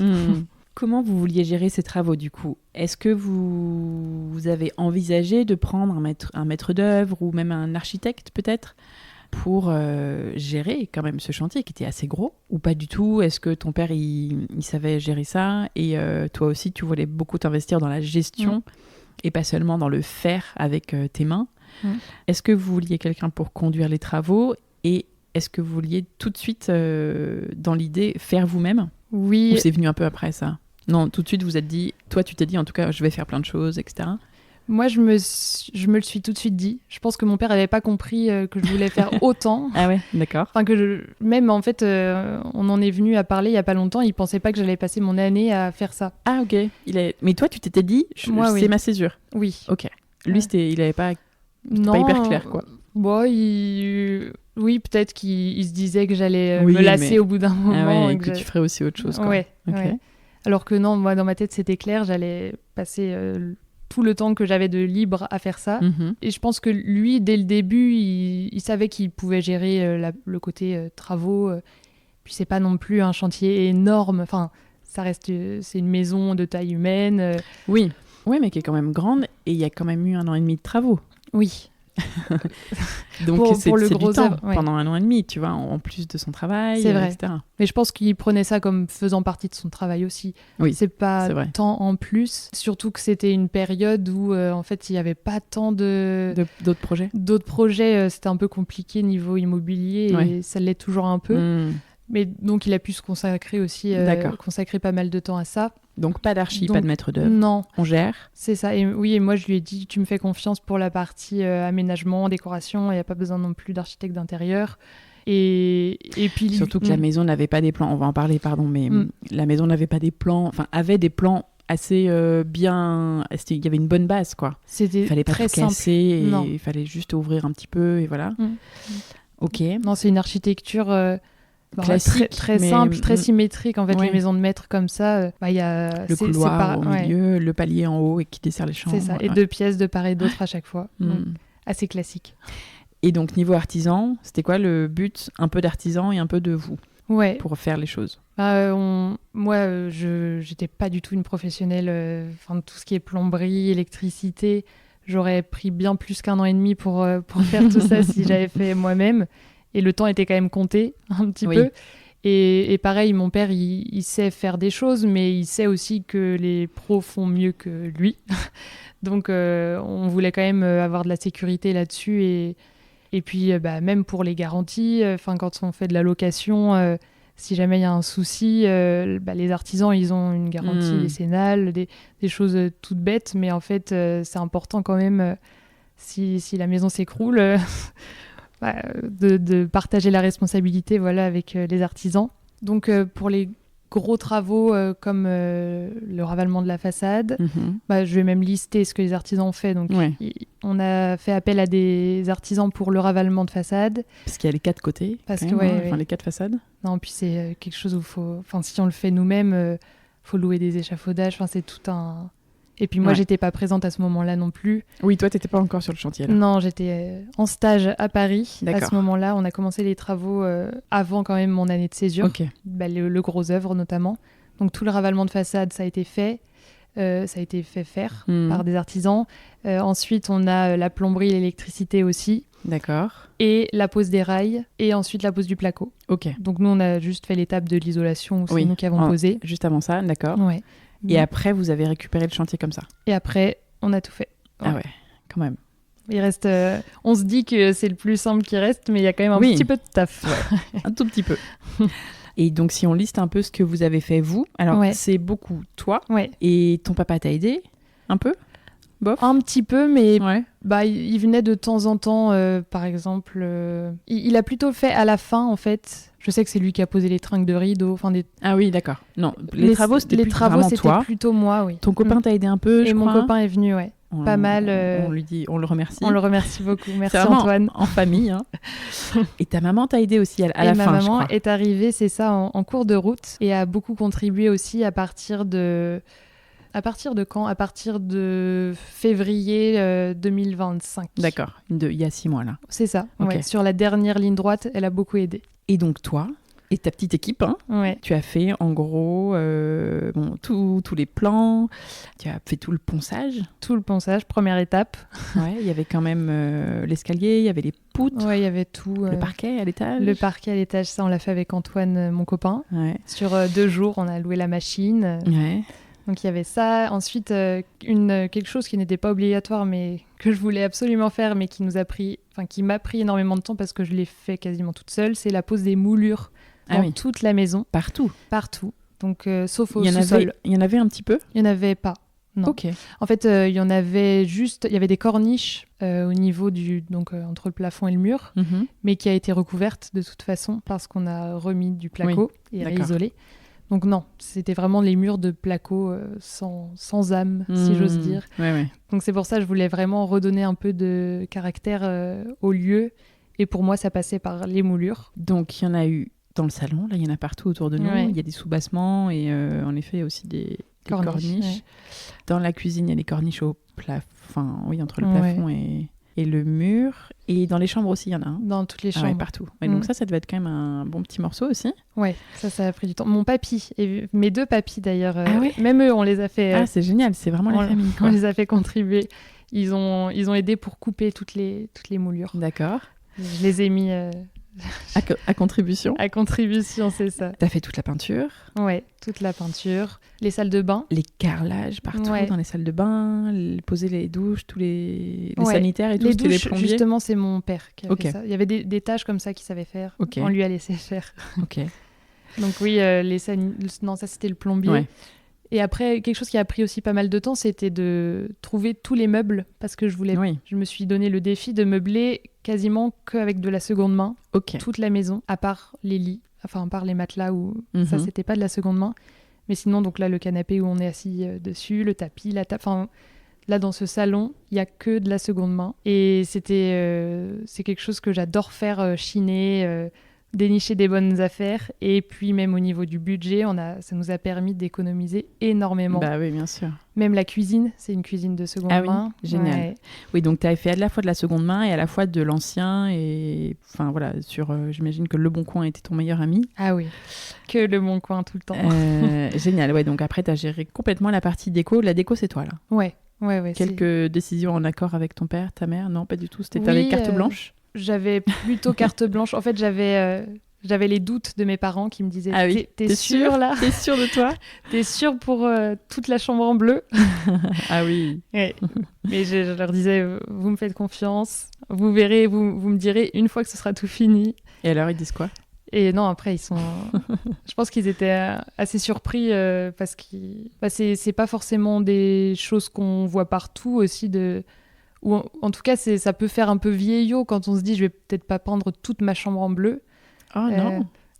Ça dépend, ouais. Il se disait, ce qui est moderne, c'est d'avoir une touche de bleu, mais que le reste soit clair. Ah non, moi, j'aime pas. Non, maintenant, ce qui se fait, c'est de tout peindre. On même est le d'accord. Plafond. Oui, même le plafond. Ils auraient fait une crise cardiaque si j'aurais avais dit qu'il fallait que je peigne le plafond en bleu aussi. Ouais. On a trouvé un terrain d'entente. Un compromis. Ouais. Comment vous avez choisi les artisans que vous avez pris ? Ton père, il en connaissait plein, donc il a envoyé, il a fait faire des devis à ceux qui connaissaient, et voilà. C'est ça, C'est beaucoup comme ça. Et puis, il savait, comme il a travaillé avec pas mal d'artisans, il sait ceux qui travaillent très bien aussi. Et en effet, ils ont très bien travaillé. Pour la plupart, c'était très bien le travail qu'ils ont fait, notamment le ravalement de façade. Super bien fait. Les ouvertures sur mesure, les fenêtres, tout ça, tout était top. Donc c'était, beaucoup par connaissance. Et puis comme il a l'habitude de travailler avec eux. Et est-ce que vous vous donniez une durée en particulier pour faire ces travaux ou pas vraiment ? Vous disiez c'est parti et puis on verra bien. Le plus vite possible, quoi. Dans ma tête, j'avais une durée en tête. Et Toi, t'avais ton année quand même ? Moi, j'avais mon année. Donc je me suis dit, il faut que ce soit de toute façon fini à la fin de l'année. Mais même, je m'étais dit, ça va me prendre que la moitié de l'année. Et l'autre moitié, j'avais un autre projet déjà en tête. C'était quoi ? C'était d'ouvrir un restaurant. Donc ça, c'est complètement... Dans la roulotte. Dans la roulotte. D'accord, parce qu'il y a une roulotte dans le jardin. Oui. Bon, ça c'est pas fait finalement pour l'instant. Non, pas encore. Donc oui, moi j'avais en tête, j'allais même occuper ma deuxième partie d'année autrement. Ah oui, non. Mais là, non, j'étais un peu trop ambitieuse de ce côté-là. Et je pense que mes parents étaient beaucoup moins pressés que moi et ils étaient beaucoup plus conscients que ça allait prendre plus de temps et que les artisans, en fait, un retard en entraîne un autre. Et comme tout se suit, si la plomberie n'est pas faite, on ne peut pas poser les cloisons. C'est des choses comme ça. Et donc, ça va très vite, les retards. Et je pensais, en fait, que au bout de 6 mois, j'allais pouvoir commencer. En fait, je m'étais dit, l'été 2024, je vais faire ça. Et en fait, il n'y avait pas les rails qui n'étaient pas encore posés à la fin de l'été. Donc, impossible. Mais oui, moi, j'avais en tête... À Noël, c'est fini, quoi. Ouais. En fait, il y a eu 6 mois de décalage par rapport à ce que j'avais en tête, à peu près. Et mes parents, eux, je pense qu'ils se disaient, il y aura ces 6 mois de décalage, on va la laisser croire que... C'est toi qui étais un peu trop optimiste. Ouais. Il s'est passé quoi le jour 1 du chantier ? C'est quoi ton souvenir de ce jour ? Est-ce que tu étais là ? Parce que si ça commençait pendant que tu étais à Paris... Non, ça a commencé, j'étais pas là. Le jour 1, ça a été la démolition. Donc j'ai eu des photos il n'y a pas eu énormément de démolition. Il y a eu les cloisons au rez-de-chaussée. C'est ça. Il y a eu quelques cloisons. Il y avait quelques meubles. Il y avait une cuisine en bas, mais c'était pas récupérable. Des choses qui ont été retirées. Un ballon d'eau chaude en bas. Des petits trucs comme ça. Ouais. Et des cloisons au deuxième étage aussi ? Au deuxième étage, oui. Il y avait 3 chambres au deuxième étage. Qu'est-ce que je dis 3 chambres au premier étage et une salle de bain. Ah bon ? Ouais. D'accord. Et donc, on a cassé une cloison pour faire que 2 chambres. Ok. Et on a aussi cassé une deuxième cloison pour agrandir la salle de bain. Tout à fait. C'est la chambre verte. C'est ça. Où c'était 2 chambres. Oui. Et vous avez fait une grande chambre. Oui. Et au deuxième étage, il y avait plus de petites pièces aussi. Oui. Vous avez fait 2 grandes on a chambres. vidé. Il y avait 2 petites pièces qui avaient été créées. On a cassé ça et on a fait 2 grandes chambres, une salle de bain, la même disposition qu'au premier étage. Ouais. Donc il y a 4 chambres. Oui. Comment se sont passés les premiers mois ? Donc toi, tu n'étais pas là, tu suivais à distance. Ouais. Ça avançait bien, l'extérieur, la façade, l'intérieur, les rails, le placo, l'isolation. Ça a commencé donc par le ravalement. Ouais. Parce que c'était le premier artisan disponible. On aurait pu commencer par l'intérieur. C'était pas un choix forcément qu'on souhaitait, mais ça s'est fait comme ça. Et moi, je suivais avec les reportages photos de mes parents. Moi, j'étais à Paris, en effet. Et moi, je commençais déjà à dénicher des meubles sur le Bon Coin. J'ai des sacrées histoires, d'ailleurs, où je traverse Paris avec le coffre ouvert, avec un canapé qui dépasse du coffre. Et mes collègues qui étaient venus m'aider. C'est T'as chiné ton canapé à Paris, là ? Pas celui-ci, c'est un autre que j'ai même pas utilisé. Ah bah d'accord. Tout ça pour ça. Tout ça pour ça, oui. Non, je plaisante. Oui. Mais tu chinais à Paris, là-bas, tu pouvais pas t'en empêcher. Parce qu'après, il fallait le ramener ici. Oui. Ils ont été ravis, mes parents, de venir... Ah là là. En même temps, tu devais trouver beaucoup plus de trucs à Paris qu'ici. C'est ça. Et puis, j'avais un peu de temps, des fois, pendant mon stage. Je sais pas s'ils m'écoutent, mais... T'étais sur le Bon Coin un petit peu toute la journée, on sait très bien. On a compris. Non, mais ouais, tu regardais un petit peu pour préparer. C'est trop tentant de commencer à chiner. Bah oui, en plus, surtout que tu as de la place pour stocker ici. Ah bah oui. Parce qu'il y a une grange, on l'a pas dit, il y a une grange et il y a un autre petit... Il y a un garage. Ouais, il y a un garage et une grange. Mais je stockais justement dans mon salon, donc mes colocataires et découvraient des fois j'avais un énorme miroir que j'avais ramené. J'avais été dans le bus avec. Au début, ils voulaient pas que je monte. Enfin, c'était... C'est lui qui est dans la chambre bleue ? Non. C'est... Où est-ce qu'il est, ce miroir ? Oui, c'est lui. Ah oui, il est très grand. Ouais. Je confirme. Ouais, sur la cheminée dans la chambre bleue. C'est ça. D'accord. Et ben oui, en bus, ça devait être super. T'as dû bien t'amuser. Ouais. Donc les premiers mois comme ça, après tu arrives. Après, et là, c'était parti. Tu t'es remonté les manches. Donc, comme j'avais dit, je suis partie 3 mois aux États-Unis. Donc, j'ai fait tout l'été 2024. J'étais là à faire des travaux, mais j'ai pas pu commencer à peindre parce que toutes les cloisons n'étaient pas encore posées. D'accord. Donc là, on a passé beaucoup de temps à rénover les volets persiennes. Okay. Ça a pris énormément de temps. On se rend pas compte comme ça, mais... Déjà, il y en a un paquet. Il y en a un paquet. Et en plus, ils étaient très abîmés et c'était très long. Faut enlever toutes les ferrures, tout peindre, les différentes couches qui vont bien pour la protection du bois. Tout sablé ? C'était tout sablé, oui, avant de peindre. C'était très long, mais donc on a passé pas mal de temps à faire ça. Et qu'est-ce qu'on a fait d'autre l'été ? On a posé l'isolation. Ok. Voilà, c'était à peu près tout. Et après, moi, le vrai moment de top départ, c'était en rentrant des États-Unis en novembre, où là, j'étais tous les jours là de 8h à 18h. D'accord. Et à faire la peinture, Donc, tu as réemménagé chez tes parents ? Oui. C'est ça. Donc, c'est un peu moins de 10 minutes. J'y étais très rapidement sur le chantier à 8h. Et puis, c'est parti. C'est parti pour, au début, le ponçage, ensuite les moulures, la peinture, les salles de bain et la restauration des meubles aussi. Il devait y avoir pas mal de journées où tu étais toute seule ? Oui. Il y avait des artisans un peu ? Non, il n'y avait plus trop d'artisans. Il y avait parfois des artisans. L'élec. Oui, c'est ça. Ouais. Juste l'électricité, plomberie. Qui passait parfois bosser un peu. Mais... C'est à peu près tout. Il y a aussi la cuisine où on a fait faire sur mesure le plan de travail. Oui, parce qu'avec la cheminée et tout, là... Ouais, il y avait des découpes spéciales. D'accord. Mais non, sinon... Il devait y avoir des journées où tu étais toute seule dans cette maison à faire tes travaux, quoi. Ouais, c'était mes journées préférées. Ah ouais, j'imagine. Tu devais te sentir libre. Ouais, et puis c'est aussi à cette période que j'ai commencé les vidéos sur YouTube. Et donc, j'étais pas vraiment toute seule, j'étais avec ma caméra. J'allais dire, du coup, tu parlais... Ouais, en fait, je me suis lancé le défi au mois de décembre de faire un calendrier de l'Avent de ma rénovation. Et donc, tous les jours, je publiais une vidéo. Ah ouais. Donc, en fait, je passais beaucoup de temps aussi à faire du montage. Donc, il y avait la réno pendant la journée, jusqu'à ce que le soleil se couche. Et après, du montage.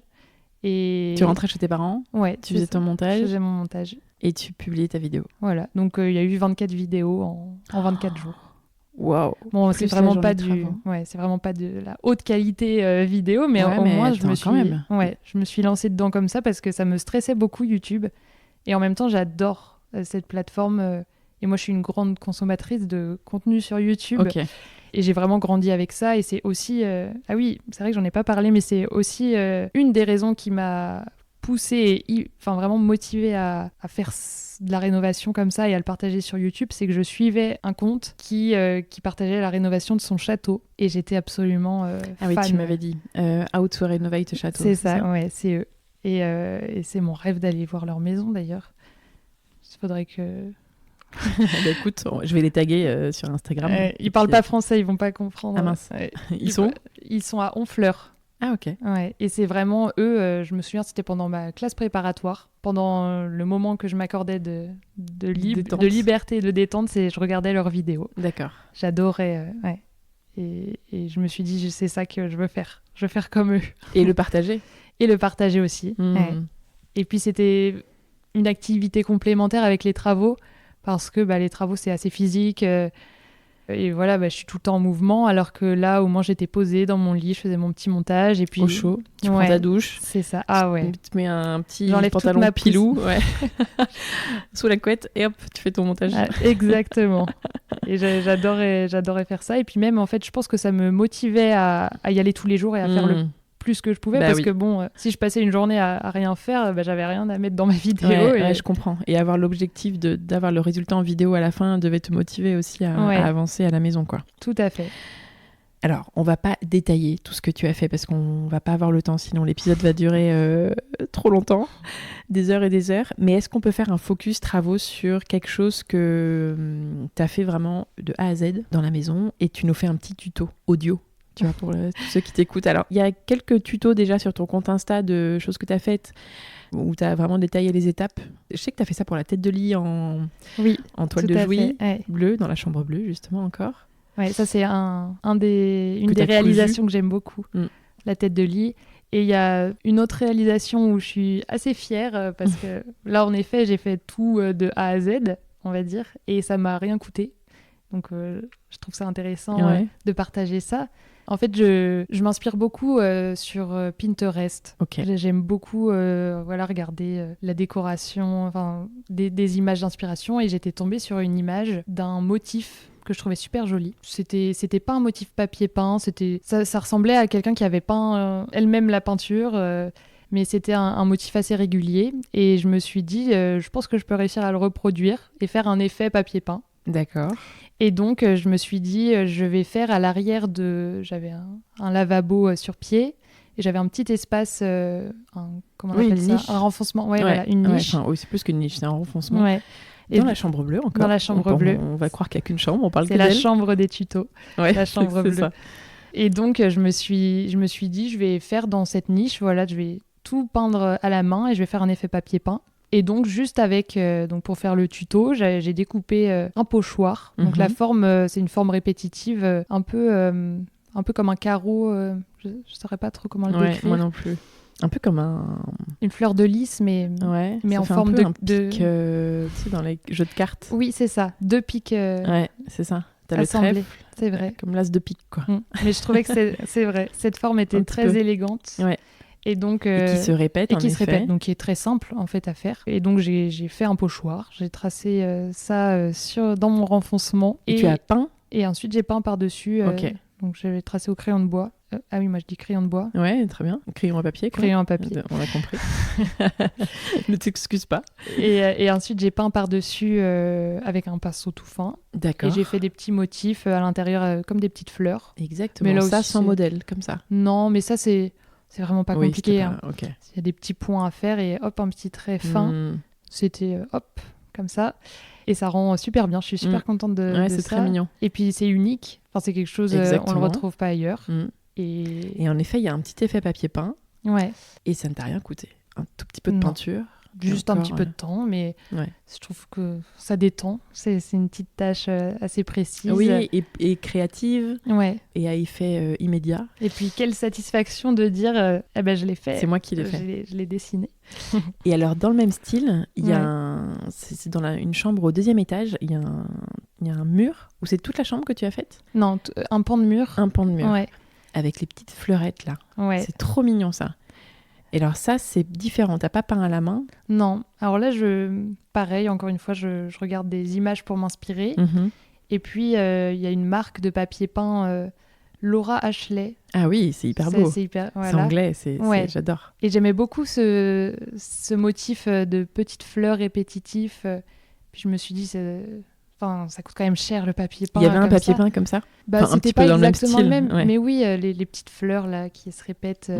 Et je me suis dit, ça doit bien pouvoir se faire sans acheter le papier peint. Il n'y a pas 10 couleurs différentes sur le papier, c'est pas des motifs très compliqués à faire.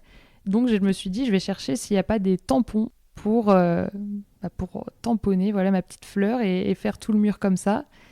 Et en cherchant, là c'était sur Vinted que j'ai trouvé, je cherchais, j'ai dû mettre tampon fleurs. Et en fait il y avait pas mal de tampons comme ça, mais c'était plus pour avec de l'encre pour faire sur du papier. Bah oui. C'était pas fait exprès pour le mur, mais finalement ça a fonctionné. Donc j'en ai plein d'autres d'ailleurs. Trop bonne idée.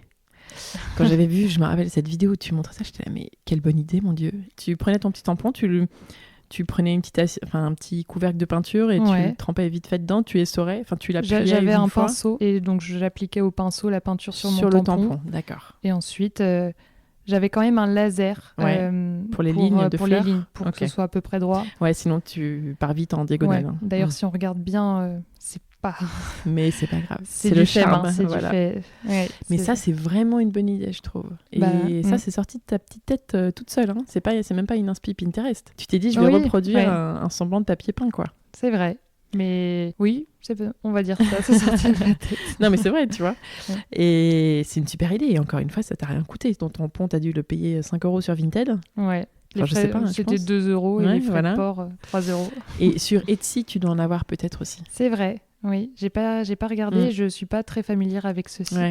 Mais c'est trop bien Etsy. Ouais. À mon avis, il y a moyen qu'il y en ait aussi. En tout cas, c'est une super idée. Donc maintenant, c'est vrai que tu as un mur de la chambre là, comme un papier peint, quoi, avec des petites fleurs. Et en fait, non, c'est vrai que si on regarde de plus près, c'est appliqué au tampon sur le mur, tout simplement, sur une peinture blanche, tout simple. Mais j'ai vu il y a pas très longtemps, donc trop tard pour le faire, mais peut-être dans une prochaine rénovation, dans une prochaine maison, j'ai vu qu'il y avait des pochoirs aussi pour faire des papiers peints. Et où en fait, il y a juste à poser le pochoir, à remplir l'intérieur avec de la peinture et ça fait des motifs. Donc, et ça, pour des plus grosses surfaces, je pense que c'est quand même plus facile ou pour faire des motifs plus grands en fait. Oui, parce que là, mes fleurs sont quand même toutes petites. Oui.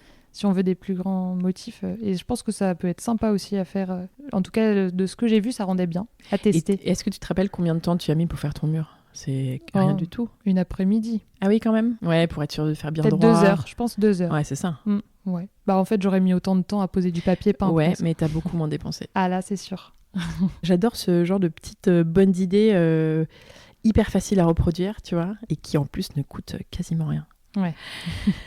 Donc, les travaux ont avancé. Tu avançais comme tu voulais et à ce projet s'est ajoutée une nouvelle personne de la famille. Donc ta maman est arrivée. Oui. Parce qu'elle s'est dit, je vais m'impliquer un peu plus dans ce projet que prévu, en fait, c'est ça ? Oui, en fait, elle travaillait dans un grand groupe depuis 20 ans dans l'agroalimentaire. Ok. Et en fait, elle a quitté, c'était pas du tout prévu, mais il y a 1 an et demi, elle a quitté ce groupe. Et elle cherchait à reprendre une entreprise. Elle savait pas encore ce qu'elle voulait faire. Déjà, il y avait un petit moment de pause parce qu'après 20 ans dans la même entreprise, c'est compliqué quand même. Elle avait seulement cette expérience professionnelle-là. Ouais, c'est particulier. Elle a travaillé donc c'est chez Fleur et Michon. Et donc voilà, elle explorait d'autres possibilités. Elle a fait des stages d'entrepreneuriat un peu pour comprendre comment on reprend une entreprise. Et puis elle s'intéressait, elle a étudié différents rachats possibles, et notamment un qui était d'un hôtel-restaurant. D'accord. Donc elle s'est familiarisée aussi avec ce domaine-là à travers l'étude de ce rachat. Ah, toi tu devais être trop contente là, parce que toi t'adores ça. Ouais, moi j'aime beaucoup. Tu me disais que t'aimerais ouvrir un restaurant un jour, alors tu devais te dire oh trop bien. Ouais, c'est trop bien. Et en fait, elle se rendait compte que c'était peut-être un peu trop risqué, ou en tout cas elle n'était pas prête à prendre ce risque-là. Et puis encore une fois, elle connaît. Enfin, c'est quand même quelque chose de se lancer dans un projet comme ça sans expérience forcément. Et la prise de risque, c'était pas forcément non plus son caractère. Ok. Et donc, en fait, en avançant, même nous, on s'est dit, nous, une fois que le gîte va être ouvert, va falloir que quelqu'un s'en occupe. Donc, on n'avait pas trop encore réfléchi à ça, mais ça aurait été peut-être une conciergerie ou peut-être qu'on aurait employé quelqu'un. Et en fait, on s'est dit, mais pourquoi est-ce qu'elle ferait pas ça si ma maman, ça l'intéressait Donc, on en a discuté tous ensemble et elle a cogité un peu et en fait, ça lui plaisait bien de se lancer dans cette aventure et de prendre, pour le coup, à 100% l'exploitation du gîte une fois que les travaux étaient terminés. Génial. Donc, elle a une société d'exploitation qui loue à la SCI. Ok. Voilà, c'est un peu le montage qui a été fait. Et maintenant, donc, dès qu'elle s'est mise en tête qu'elle allait faire ce métier... Elle a dû avoir envie de venir voir le chantier un peu, du coup. Oui, et même elle a contribué, elle passait aussi ses journées avec moi. D'accord. Trop sympa. À rénover. Et c'est là, parfois, il y a eu des moments un petit peu plus compliqués où j'étais plus toute seule à choisir de la déco. J'allais dire, t'avais plus tes journées toute seule à faire tes vidéos ou à écouter tes podcasts et t'étais plus toute seule dans tes choix. Non. Alors, les travaux avançaient plus vite. Ça, c'est sûr, j'imagine. Mais les débats aussi pour choisir une couleur ou la disposition. Donc, on s'en est très bien sortis. Ouais. Hein. Mais là, il a fallu... vraiment travailler à deux pour le coup. Et c'était moins le cas avec mon père parce qu'on avait nos tâches détachées. Chacun vos tâches. On se marchait pas du tout dessus. Là, avec ma maman, on faisait plus les mêmes choses. Et donc, il fallait qu'on réussisse à à s'entendre sur ce qu'on faisait, comment on le faisait. Et... Ouais, c'est pas forcément évident. Hein. C'est pas évident, mais ça a été... Surtout qu'on vient de passer des mois toute seule sur le chantier et qu'il faut laisser la place à quelqu'un d'autre qui arrive. C'est vrai aussi, ouais. Ok, donc elle est arrivée et ça a dû accélérer, en effet, les choses. Ouais. Et ça a permis de finir là en juin et dernier. Donc, on a fini fin mai. On a fait une porte ouverte le 25 mai de cette année. Et pour le village ? Pour le village et pour aussi se mettre une deadline. Moi, j'avais besoin de... T'avais besoin d'une date. Ouais, sinon on ne savait pas quand ça finissait. Donc là, je disais à la porte ouverte qui sera le 25 mai. Et on avait fait des petits prospectus aussi, aux alentours. Il y a eu du monde ? Oui, on a été... Il y a eu à peu près 200 personnes. Ah ouais, génial. Et encore une fois, les grands-parents ont été mis à contribution. Ils nous ont aidés à accueillir les personnes qui venaient, à faire les visites de la maison. Trop sympa de faire ça. Ouais, c'était chouette. Et puis, ça a fait super plaisir même aux gens du village qui voyaient la maison. C'est génial, c'est une trop bonne idée. Puis j'ai eu quelques abonnés aussi qui sont venus et ça m'a fait trop plaisir de... Ah, c'est génial. Ouais. Alors, est-ce que tu as des bonnes adresses à partager ? Ça peut être des adresses très locales comme des artisans par exemple, mais aussi des marques, des bonnes adresses en ligne, des sites, etc. Alors déjà pour les artisans, comme j'ai dit au début, on a été très très satisfaits de l'intervention pour le ravalement de façade, des artisans pour le ravalement de façade. Donc eux, je peux les recommander à 100%. C'était vraiment du super travail. C'est des gens du coin, donc après, ils vont peut-être être trop loin pour tout le monde. Non, mais je suis sûre qu'il y a des gens qui écoutent qui sont près de chez toi. Donc c'est Alves Ravalement à Pouzauges, proche du Puy du Fou en Vendée. Ça marche. Et ensuite, donc c'est Godard, c'est l'entreprise Godard, aussi à Pouzauges, qui nous a fait tout le placo. Et très bien aussi, du très bon travail.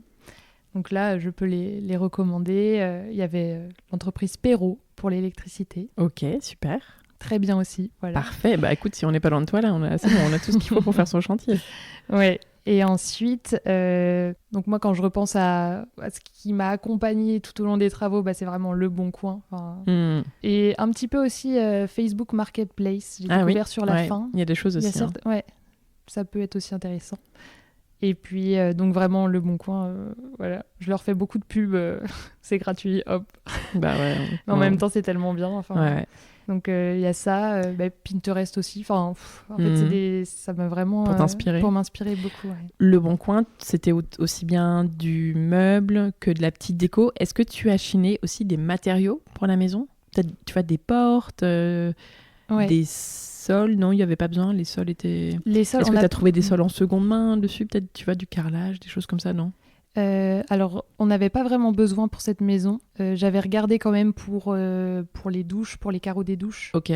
Mais finalement, il n'y avait pas la bonne superficie. D'accord. C'est quand même un peu plus compliqué. Je pense qu'il faut tomber sur le bon lot. Ouais, c'est ça. Donc, j'avais regardé, j'ai pas trouvé. C'est bien de regarder. Mais d'ailleurs, je peux aussi recommander à la personne chez qui j'ai commandé mes carreaux de Zélige pour les douches. Ouais. Ça s'appelle La Passion du Maroc. Ok. Et Bruno est super gentil. C'est à Saint-Étienne. D'accord, donc tu as commandé en ligne ? J'ai commandé en ligne et après ils utilisent... ils ont un transporteur et c'était super rapide. Et il me manquait parce qu'en fait c'était des carreaux avec des cabochons. Oui, c'est hyper joli. J'adore, c'est canon. Dans la douche là et aussi en crédence au-dessus de la double vasque là. Oui, c'est ça.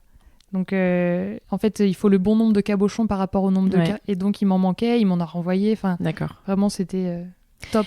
Et en effet, alors en fait, les petits cabochons, c'est de la zélige émaillée, brillant, noir ou bleu très foncé. Noir. Ouais. Et après, c'est comme un beige mat, mais carré. Ça, c'est pas fait pour les douches. D'ailleurs, il y a plusieurs personnes sur les réseaux sociaux qui se sont moquées de moi. Encore une cruche qui pose des carreaux qui sont pas matériau adaptés. Pas étanche. Non, mais pour le coup, j'en avais discuté avec Bruno, le vendeur, qui m'a dit qu'avec un produit minéralisant, qui va vraiment venir boucher les pores. Et hydrofuge. C'est ça, hydrofuge. Il n'y avait pas de souci, même s'il ne l'avait jamais vu encore. Il a dit il n'y a pas de souci. Et en effet, il n'y a pas de souci. Pour le moment, ça tient très bien et je suis ravie. Ouais, c'est hyper joli. Ouais, c'est gentil. Donc, tu as dit Passion du Maroc. La Passion du Maroc. La Passion du Maroc. C'est ça. Super. Est-ce que tu as d'autres bonnes adresses comme ça de matériaux ? Où est-ce que tu as fait donc papier peint, il n'y en a pas des vrais. Il y a que des... Il y en a dans la chambre chocolat. Et il y a un Cézanne dans la chambre verte. Et il y a du Cézanne dans la chambre à faire. Alors le Cézanne, je l'ai acheté vraiment pas cher du tout. C'était 8 € le rouleau. Ah, sur Vinted ou non, c'était Le Bon Coin? C'était en ligne. Il faisait du déstockage, je pense. Ah, c'est vrai, j'avais vu, je me rappelle. Donc c'était pas vraiment prévu, mais je me suis dans dit... les archives ou un truc comme ça, je me rappelle. Ouais, donc je l'avais acheté là. Et après, l'autre, c'était... Alors, je cherchais de la toile de Jouy. Oui. Ah oui, je vois en effet. Ça fait un peu effet toile de Jouy, mais pas vraiment. Ah ouais, moi je trouve. Tu trouves je veux dire, c'est pas le motif classique de la toile de Jouy, mais c'est... Oui. C'est des petites scénettes. C'est ça. Ouais, mais... C'est un peu chinois. Oui, ça fait un peu... Faut que je retourne le voir, en fait. Ouais. Je me suis dit, ça fait style toile de Jouy. Ouais. Le nom, c'est toile de Jouy. D'accord. En tout cas, c'était dans Et c'est chez la catégorie. Alors ça, c'est chez DOD. C'est plutôt pour les professionnels. Ils font très peu de particuliers. Comment tu l'écris? DOD. Alors c'est... Mais je pense que c'est que dans l'Ouest, distribution Ouest, quelque chose. D'accord, je connais pas. Ouais, et c'est là où j'ai pris toutes mes moulures. Alors, il pensait que je faisais de l'achat-revente de moulures, tellement j'allais lui en prendre des quantités. J'y retournais toutes les 2 semaines parce qu'il m'en manquait. Ah oui, il y a un magasin physique. Oui, c'est un magasin physique à Cholet. D'accord. J'allais les prendre. Je sais qu'il y en a ailleurs, il y en a à Nantes. Ah oui, ok, c'est un truc sûrement local ou de la région. Je pense. Et c'est chez eux que j'ai pris le papier peint. Aussi. D'accord. Voilà, j'en trouvais pas en ligne qui me plaisait. Et ils m'ont proposé plusieurs et celui-ci, j'aimais bien. Donc c'est comme ça que j'ai choisi ce papier peint-là. Est-ce que le papier peint Cézanne, c'est lui qui a impulsé le choix du vert sur les murs? Parce qu'ils sont hyper... c'est matchy parfaitement. Ok, je me suis demandé tout à l'heure, je me suis dit, c'est pas possible que ce soit... Ah oui. Non, mais c'est tout le temps... que ce soit un hasard. Je commence souvent d'un élément de la pièce. Non, mais c'est rigolo de partir du papier peint. Tu vois, moi, dans ma réflexion, le papier peint, ça arrive plutôt à la fin. Ouais. Et en fait, là, c'est rigolo de se dire, tu mets ton papier peint et tu choisis ta couleur en fonction. Mais je l'avais acheté, on n'avait pas commencé encore l'isolation. Ah oui, d'accord. J'avais vu la bonne affaire, je me suis dit, tiens, je vais le prendre. D'accord, oui, donc là, c'est sûr. Donc forcément, ça se fait dans ce sens-là, à ce moment-là. Ça dépend vraiment. Parfois, je fais... Là, pour le salon, je suis partie des carreaux de ciment au sol, et puis j'ai choisi une teinte de verre qui s'en rapprochait. En fait, souvent, j'essaye de partir d'un élément existant et que je trouve joli et harmonieux, et après, je construis autour. En fait, pareil pour le canapé. C'est une très bonne façon de fonctionner. Pour le canapé, c'est aussi un peu dans les tons du carreau. Tout à fait. Je trouve qu'on se trompe moins, en fait, en partant de quelque chose comme ça. En tout cas, c'est ma technique. Et puis, c'est comme ça qu'on garde de l'harmonie. C'est ça. Ah, c'est une autre bonne adresse. Alors moi, c'était la peinture. Là aussi, ils se disaient, mais j'ai combien de pièces dans ma maison tellement je venais prendre des couleurs différentes à chaque fois. Ah oui. Mais je faisais faire toutes mes peintures chez Gédimat. Là, c'est à Pouzauges. Et en fait, il y en a un peu partout en France. Oui, je pense. Alors, je savais pas qu'ils faisaient de la peinture. En fait, ils ont une machine qui brasse la peinture et on peut mettre du colorant et il y a toutes les teintes possibles. Tu arrives avec ta couleur et ils te font ce que tu veux. C'est ça. Okay. Et en fait, on peut même leur demander une marque d'une couleur. Ils font du contre-typage. C'est ça. Okay. Et franchement, la peinture est de très bonne qualité. Et ils revendent pas d'autres marques. Ils font leur peinture avec la teinte que ils tu ont leur la peinture, c'est ça. Ils ont les bases, j'ai dit mat. Et franchement, c'est très couvrant. Ça s'applique très bien et c'est pas très cher. Et d'ailleurs, cet été, là, j'ai fait une seconde rénovation. Ouais, on en parlera. Pendant 2 mois, là, et j'étais perdue sans manger du mat. Oui. Et ça coûtait beaucoup plus cher. C'était peut-être de la qualité un petit peu meilleure. Du coup, on s'est fourni chez... C'était superbe aussi. D'ailleurs, je les recommande aussi. Cousin Peinture à Gérardmer. Cousin Peinture à Gérardmer, d'accord. On est de l'autre côté de la France. mais pour le coup, c'était de la peinture, je pense, une gamme un peu plus experte. Disons, c'était plus pour les professionnels, qui était très bien aussi. Mais en fait, la gamme Gédimat, je pense que c'est le meilleur rapport qualité-prix. Et même, j'avais eu des retours des abonnés qui m'ont dit « Ouais, c'est vraiment très bien cette peinture ». Eh bien, merci pour toutes ces adresses. Avec plaisir.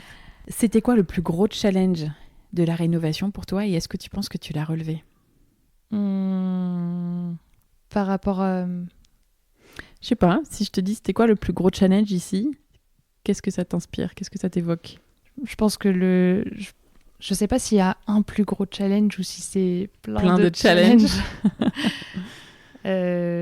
Si je pense au plus gros challenge, c'était quand même de rester motivé tout au long. Ça reste de long. Cette année. C'est très long, surtout en majorité seule. Et mais en même temps, c'est à la fois un challenge. Je pense que beaucoup se disent c'est un énorme challenge et en même temps ça me plaisait tellement que moi c'était un plaisir de faire ça. Mais oui, de ne pas se démoraliser au moindre inconvénient et de rester positive et motivée. En fait, oui, des fois j'allais passer 3 semaines à faire la même tâche, à coller mes moulures tous les jours. Mais en fait, à la fin, le résultat est tellement plaisant et gratifiant. Enfin, moi, j'ai adoré faire ça. Alors, il y avait des matins peut-être où j'étais un peu fatiguée. Ouais, où t'en avais un peu marre, où t'avais moins envie, non ? Non. Ah franchement, j'ai pas eu de matin où j'avais pas envie d'y aller. Ok. Parce que j'adore. Il y avait des matins où j'avais un peu mal au dos. Ouais. Mais non, ça va plus être un peu plus compliqué pour peut-être le montage. Là où il fallait plus que je me motive. Là, j'avoue, c'est pas évident de se dire, allez, on sort la vidéo du jour. Ouais, ça c'était un peu plus compliqué que les travaux. Je trouve que ça roule en fait. Il n'y a pas à réfléchir, hop. Et puis on voit directement. Tu peux avoir des contraintes techniques, il faut trouver des solutions. Comment je vais faire pour faire ça chercher différentes possibilités, trouver la bonne. Ouais. Non, t'as pas eu trop ça peut-être. J'avais quand même la chance de pas être toute seule en fait. Oui. Et donc, oui, d'être à la fois toute seule et à la fois pas toute seule du tout. S'il y avait un gros problème, j'appelais les parents à la rescousse et il y avait de l'aide.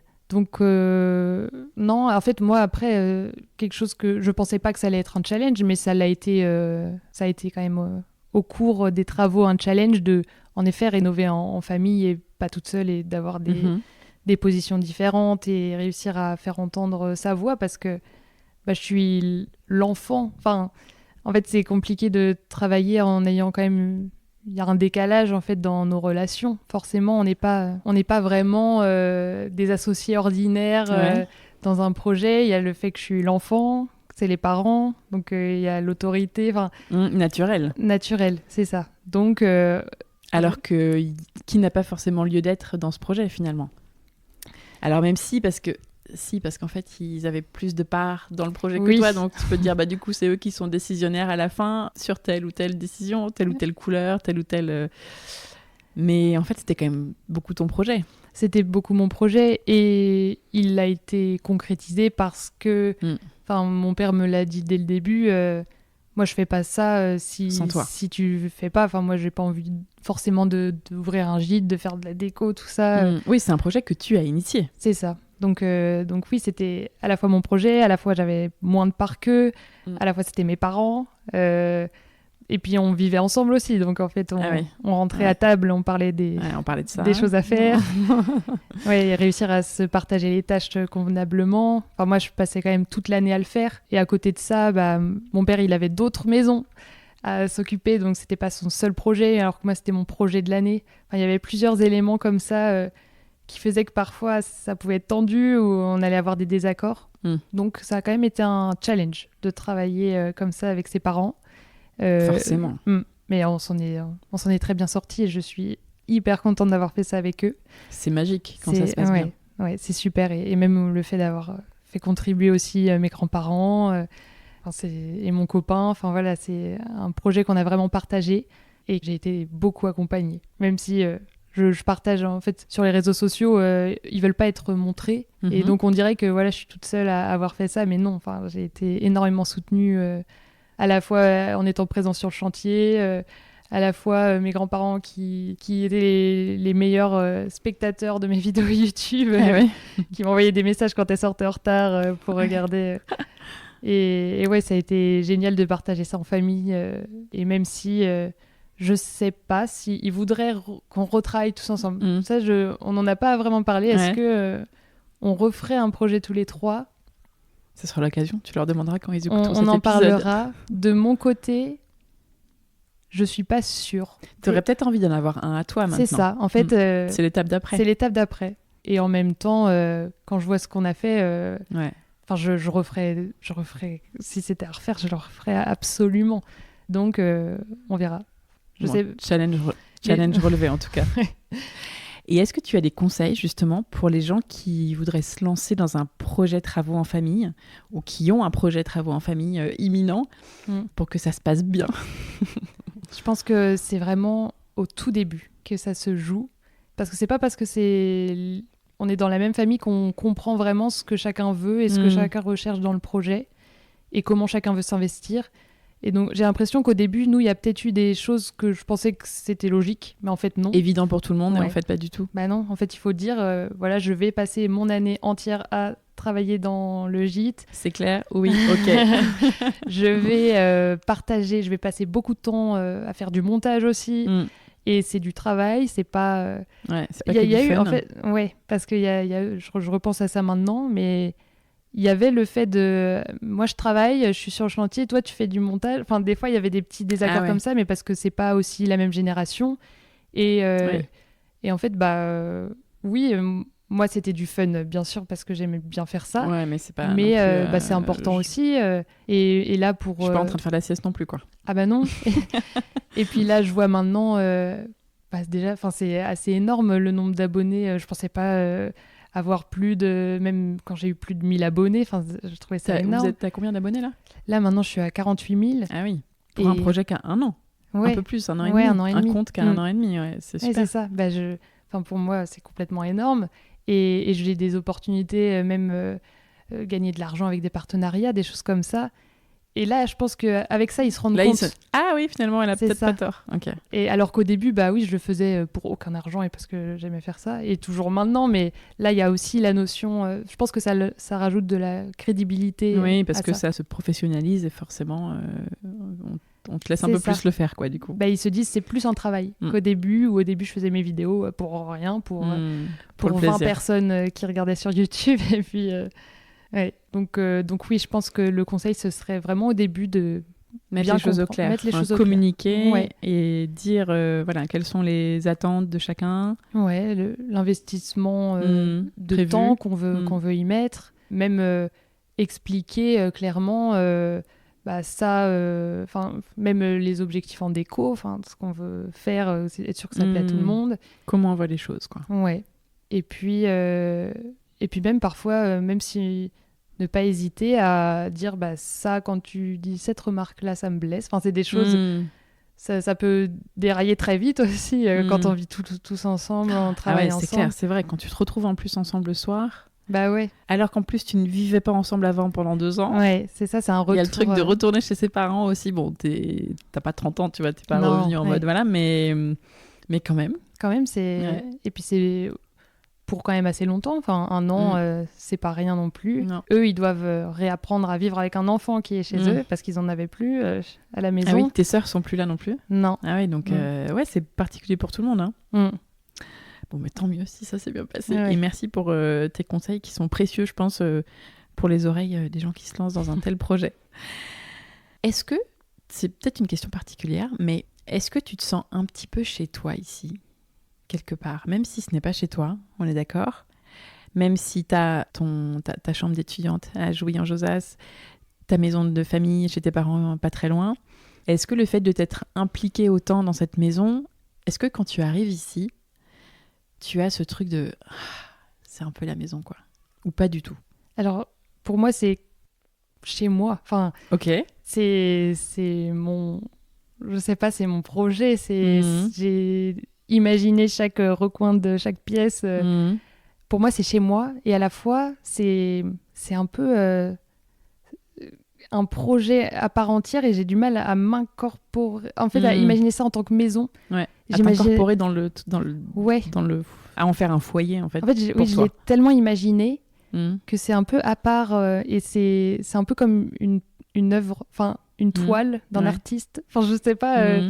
Et pas que tu aurais réalisé.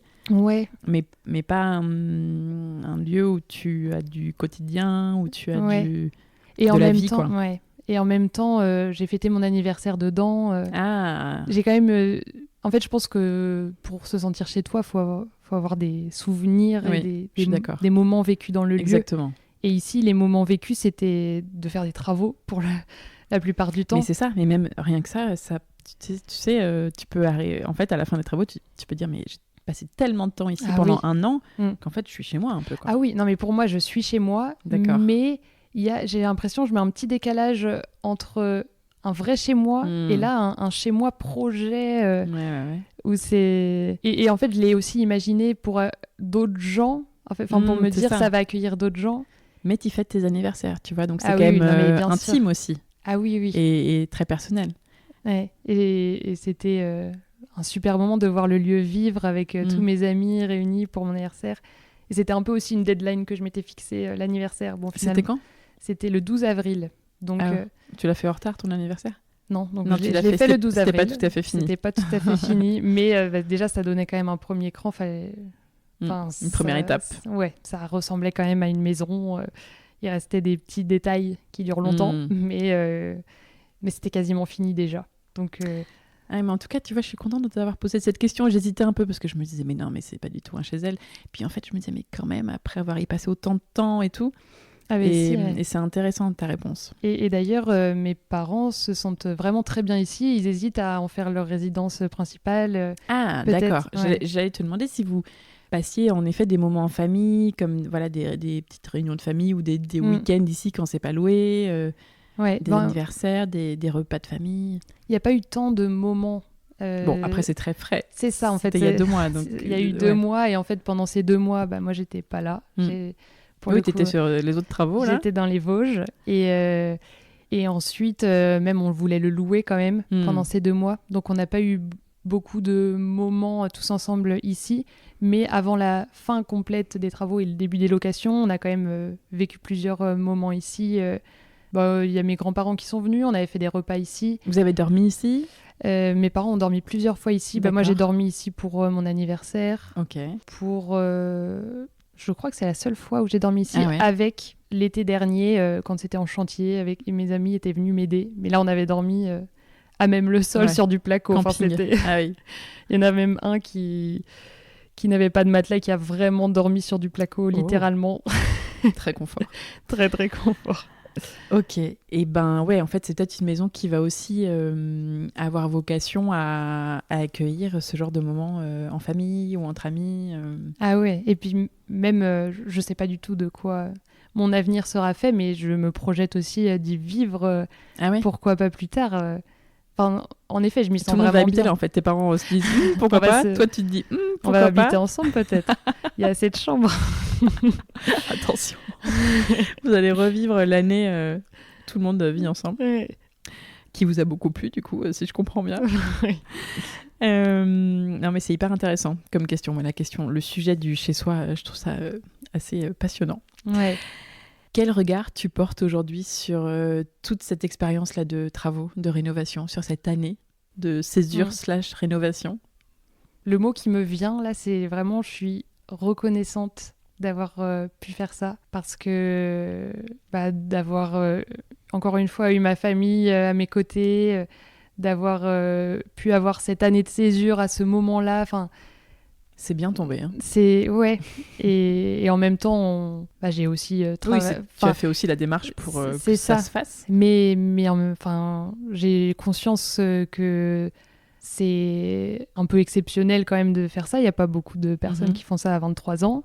Donc je suis vraiment Je te confirme. Ouais. Donc je suis vraiment reconnaissante d'avoir pu faire ça, et fière aussi d'avoir réussi pendant 1 an à me motiver à ce que ça donne quelque chose qui me plaît et qui nous a plu et qui plaît maintenant aux autres. Et à ceux qui viennent séjourner ici. On a eu quelques réservations là cet été et on a eu que des bons retours. Donc il y a pas mieux en fait qu'un retour sur... Non, mais ça c'est clair, les commentaires positifs à la fin, vous devez être trop content, quoi. Ouais, là ça c'est vraiment l'achèvement, en fait, la boucle est bouclée, en quelque sorte, de savoir que des personnes auront des bons souvenirs dans cette maison. Et oui, j'ai un regard vraiment, je dirais, je suis reconnaissante et très fière de cette année. Est-ce que tu peux me donner un mot pour décrire la maison avant les travaux, et après tu me donneras un mot pour la décrire maintenant? En fait, c'est un mot qui décrit ce que j'y voyais. Pour moi, c'était vraiment le mot potentiel, parce que elle était déjà magnifique, mais pas habitable. Je me vois pas trop utiliser un mot. Non, mais potentiel. Pour moi, c'est vraiment le mot. Ouais. Et puis c'est un petit peu aussi c'est une blague qu'on se fait avec mes amis, parce que j'avais fait un réel sur Instagram où non, c'est tout bête, hein, mais je voulais mettre une vidéo au début j'ai acheté cette maison parce que j'y voyais du potentiel et après je voulais mettre une vidéo à la fin où c'était fini et je mettais le potentiel. Ah oui. Et ça faisait un peu... je sais pas, ça les faisait rire. Ils se moquaient. Ça faisait un peu Instagrammeuse. Ouais. Donc c'est le mot qui revient, quoi. C'était vraiment le mot potentiel que j'aime bien, qui décrit bien aussi ma vision de départ de cette maison. Et aujourd'hui ? Et aujourd'hui, je dirais accueillante, parce que c'est vraiment ce qu'on... Enfin, j'espère en tout cas que c'est le mot qu'on ressent, et parce que c'était vraiment l'objectif. Et je trouve que c'est un élément hyper important dans une maison. C'est sûr. L'accueil et on me disait juste avant, le fait de se sentir chez soi et de se sentir bien dans un lieu.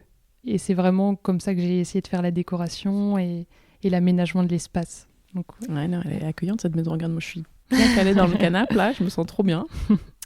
Puis c'est une maison qui doit être agréable. Audacieuse, d'accord. Peut-être audacieuse aussi. Parce que j'ai pris des risques de déco. Ou peut-être que maintenant, quand on voit le résultat, on se dit c'est pas hyper risqué comme déco.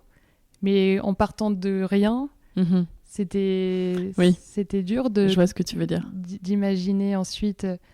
Même, c'est forcément plus risqué de prendre que de la seconde main, par exemple, que du neuf. Le neuf, c'est plus facile de se projeter, d'avoir exactement la pièce qu'on veut. Là, fallait faire avec des éléments...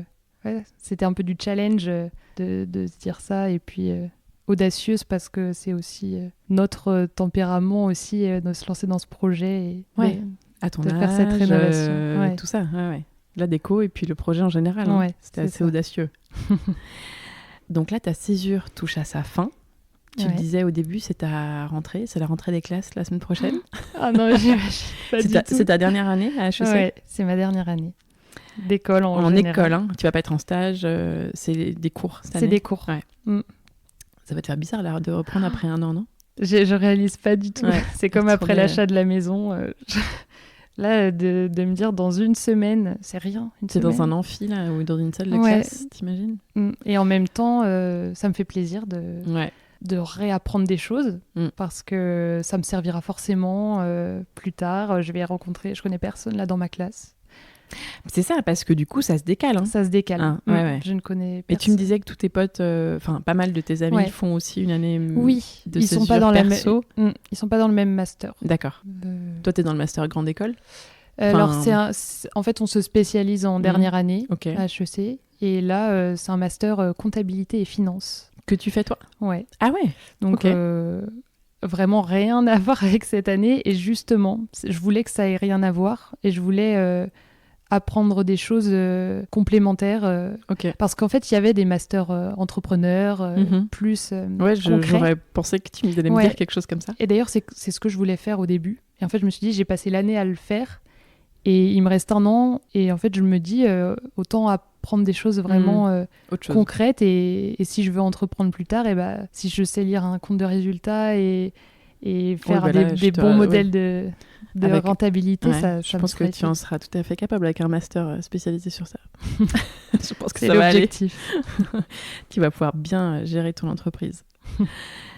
C'est quoi la suite pour toi, là, du coup ? Déjà, est-ce que t'as pas de rapport, de projet à donner à l'école, là ? Si, on a dit, il y a une petite fiche quand même de validation, voilà. Je suis pas trop au courant là-dessus, il faut que je m'informe. Moi, j'aurais presque envie, à ta place, de faire un beau rapport de césure, tu vois, avec plein de photos. Je vais leur faire une vidéo YouTube. Ouais, exact. Mais grave, tu leur fais une vidéo spéciale, ils vont adorer. Donc, tu vois, il n'y a pas de notes ni rien. J'aurais presque envie que tu aies une note pour que tu survoies à ton dossier. Mais non, il n'y a pas. Mais c'est quoi la suite, du coup ? La rentrée, l'année scolaire, tu reprends tes études. Et après, tu as envie de faire quoi ? Tu sais ? Plein de choses, j'ai l'impression. Ouais. Un resto, une autre maison. Oui, j'ai plein d'idées en tête. De la compta ? Non. Peut-être. On verra. Forcément. J'ai quand même un prêt. Forcément toujours un peu. J'ai quand même un prêt à rembourser. Ouais, voilà. Donc, mais non, dans l'idéal, je me vois poursuivre un peu dans cette voie, dans la voie de la rénovation, dans la voie de l'entrepreneuriat en tout cas, plus généralement. Et puis, j'aime bien l'immobilier. Peut-être que ce sera d'abord en tant que salarié, plus classique, mais dans le domaine de l'immobilier. C'est quelque chose que j'aime bien. Et là, j'ai déjà eu quelques demandes pour rénover des maisons. D'accord. Et en fait, c'est quelque chose... je prends les choses comme elles viennent, là, pour le moment. Et même en commençant au début, je me disais, on verra les opportunités. Et je vois un peu la vie comme ça, de toute façon. On peut pas prévoir exactement ce qui va se passer. Mais donc là, oui, j'aimerais bien, pourquoi pas continuer dans cette voie-là. D'accord. Si ça me permet d'en vivre. Les travaux. Ouais. Et puis, tu as ce compte Instagram où il se passe des choses, tu le disais, avec des marques, etc. Donc, tu as plein de pistes c'est ça. autour d'un sujet commun, quoi. Ouais. Bah, génial. Est-ce que pour finir, tu pourrais nous partager un compte Instagram, justement, qui parle de travaux, de rénovation ou de construction, mais que tu recommandes de suivre dans tous les cas, que tu aimes bien suivre en ce moment-là, qui parle d'un chantier sympa? Alors déjà, il y a le compte dont je t'ai parlé de How to Renovate a Château. Ok, ouais, donc, ça marche. Ils sont aussi sur Instagram? Ils sont aussi sur Instagram, ouais. Et ils sont encore en travaux? Ils sont, en fait, oui, ils ont des dépendances. Ah oui, il y en a pour 10 ans, un château, de toute façon. Là, ouais, ça dure. Tu les écoutais déjà tu les regardais déjà il y a 5 ans. Et... Ouais, c'est ça. Et je trouve qu'ils ont plein de bonnes astuces à donner. Ok. Et c'est fort probable qu'inconsciemment, il y a des choses que j'ai reproduites. Ah oui. Parce que j'aime tellement leur décoration. D'accord. Je vais aller voir. Ouais. Mais peut-être que je les suis, je sais pas. Notamment, le fait de peindre effet papier peint, je viens de réfléchir, mais elle l'a fait. Alors c'était complètement différent. Elle fait vraiment artiste et elle a vraiment dessiné des vrais paysages. Des motifs, ok. Mais oui, en fait, en voyant ça, tu te dis c'est possible. Oui, mais voilà, elle c'était peut-être plutôt un peu comme une fresque. Oui, et quoi qu'elle a fabriqué son papier peint elle-même aussi. Ah, elle fait génial. Ah ouais, moi je vais aller regarder. Ouais, c'est super intéressant. Et après, en ce moment, en plus, qui vient de Vendée. Alors je mets en avant une Vendéenne. Ouais. Mais il y a Océane au Château qui a commencé sur les réseaux sociaux il n'y a pas très longtemps.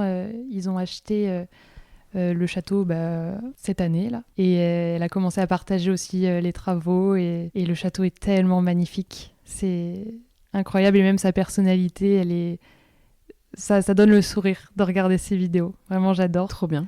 Elle est hyper gentille. Ah extra, ça fait 2 comptes à suivre. Ouais. Super. Bon, j'ai 10 petites questions rapides. Pour toi, l'idée, c'est de répondre un peu du tac au tac. Ok. Maison ou appartement? Maison. Archi ou maître d'œuvre? Maître d'œuvre. Faire ou faire soi-même? Faire soi-même. Parquet ou carreau de ciment? Carreau de ciment. Il y en a pas mal ici. Ah oui. Peinture ou papier peint? Papier peint à la peinture. Effet peinture. C'est ça, peinture effet papier peint. Ancien ou contemporain? Ancien. Terrasse ou jardin? Jardin. Finition parfaite ou esprit ou habit-habit? Finition parfaite. Heureusement que c'est fini ou à quand le prochain? À quand le prochain?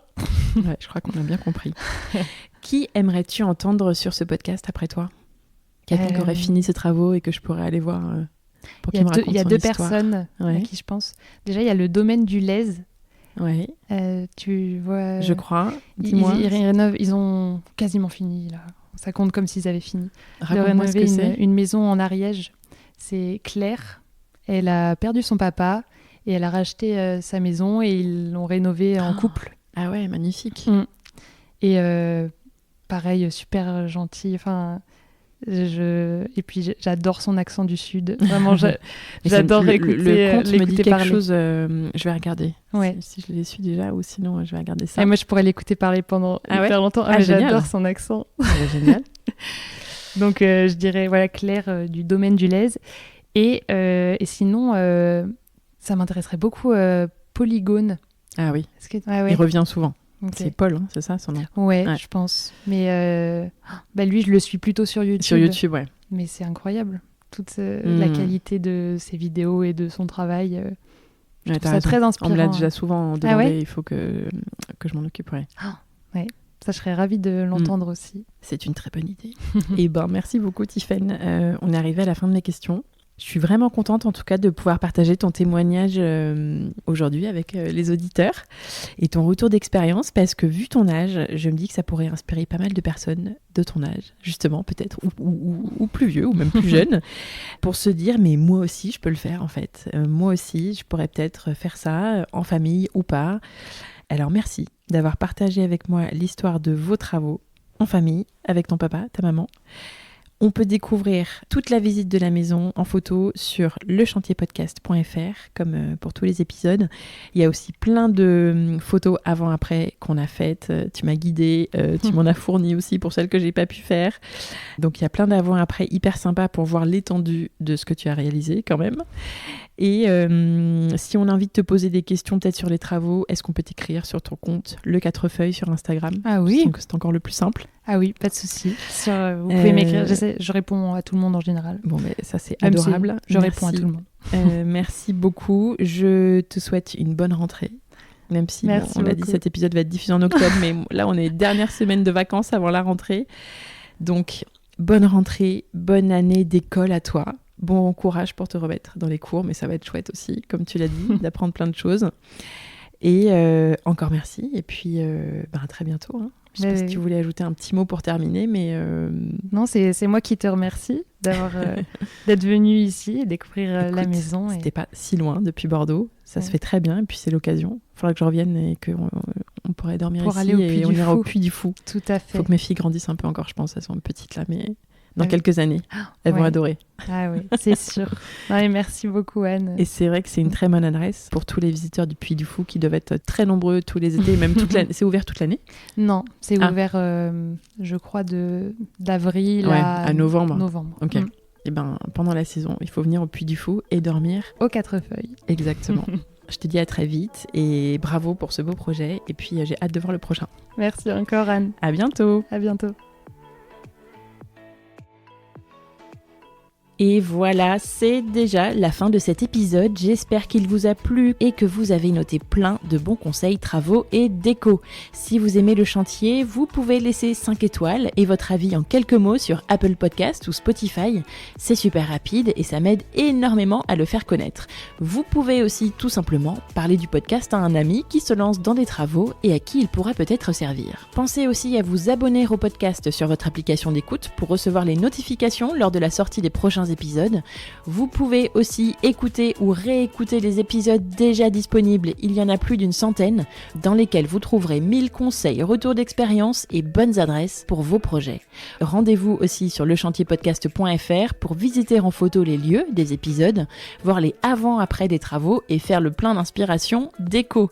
Enfin, vous pouvez maintenant commander le livre du chantier sur le site du podcast, lechantierpodcast.fr, ou l'acheter en librairie. Ce livre sorti chez Flammarion début octobre dernier et qui complète à merveille les épisodes avec les meilleurs conseils et témoignages du podcast réunis dans 240 pages, 10 chapitres, écrits comme un vrai guide pour mettre toutes les chances de votre côté pour réussir votre chantier. C'est aussi le parfait cadeau de Noël à offrir à quiconque se lance dans des travaux ou aime simplement la déco. En attendant, je vous dis à très bientôt pour un nouvel épisode du chantier, à écouter en peignant les murs ou en décollant votre papier peint. À très vite.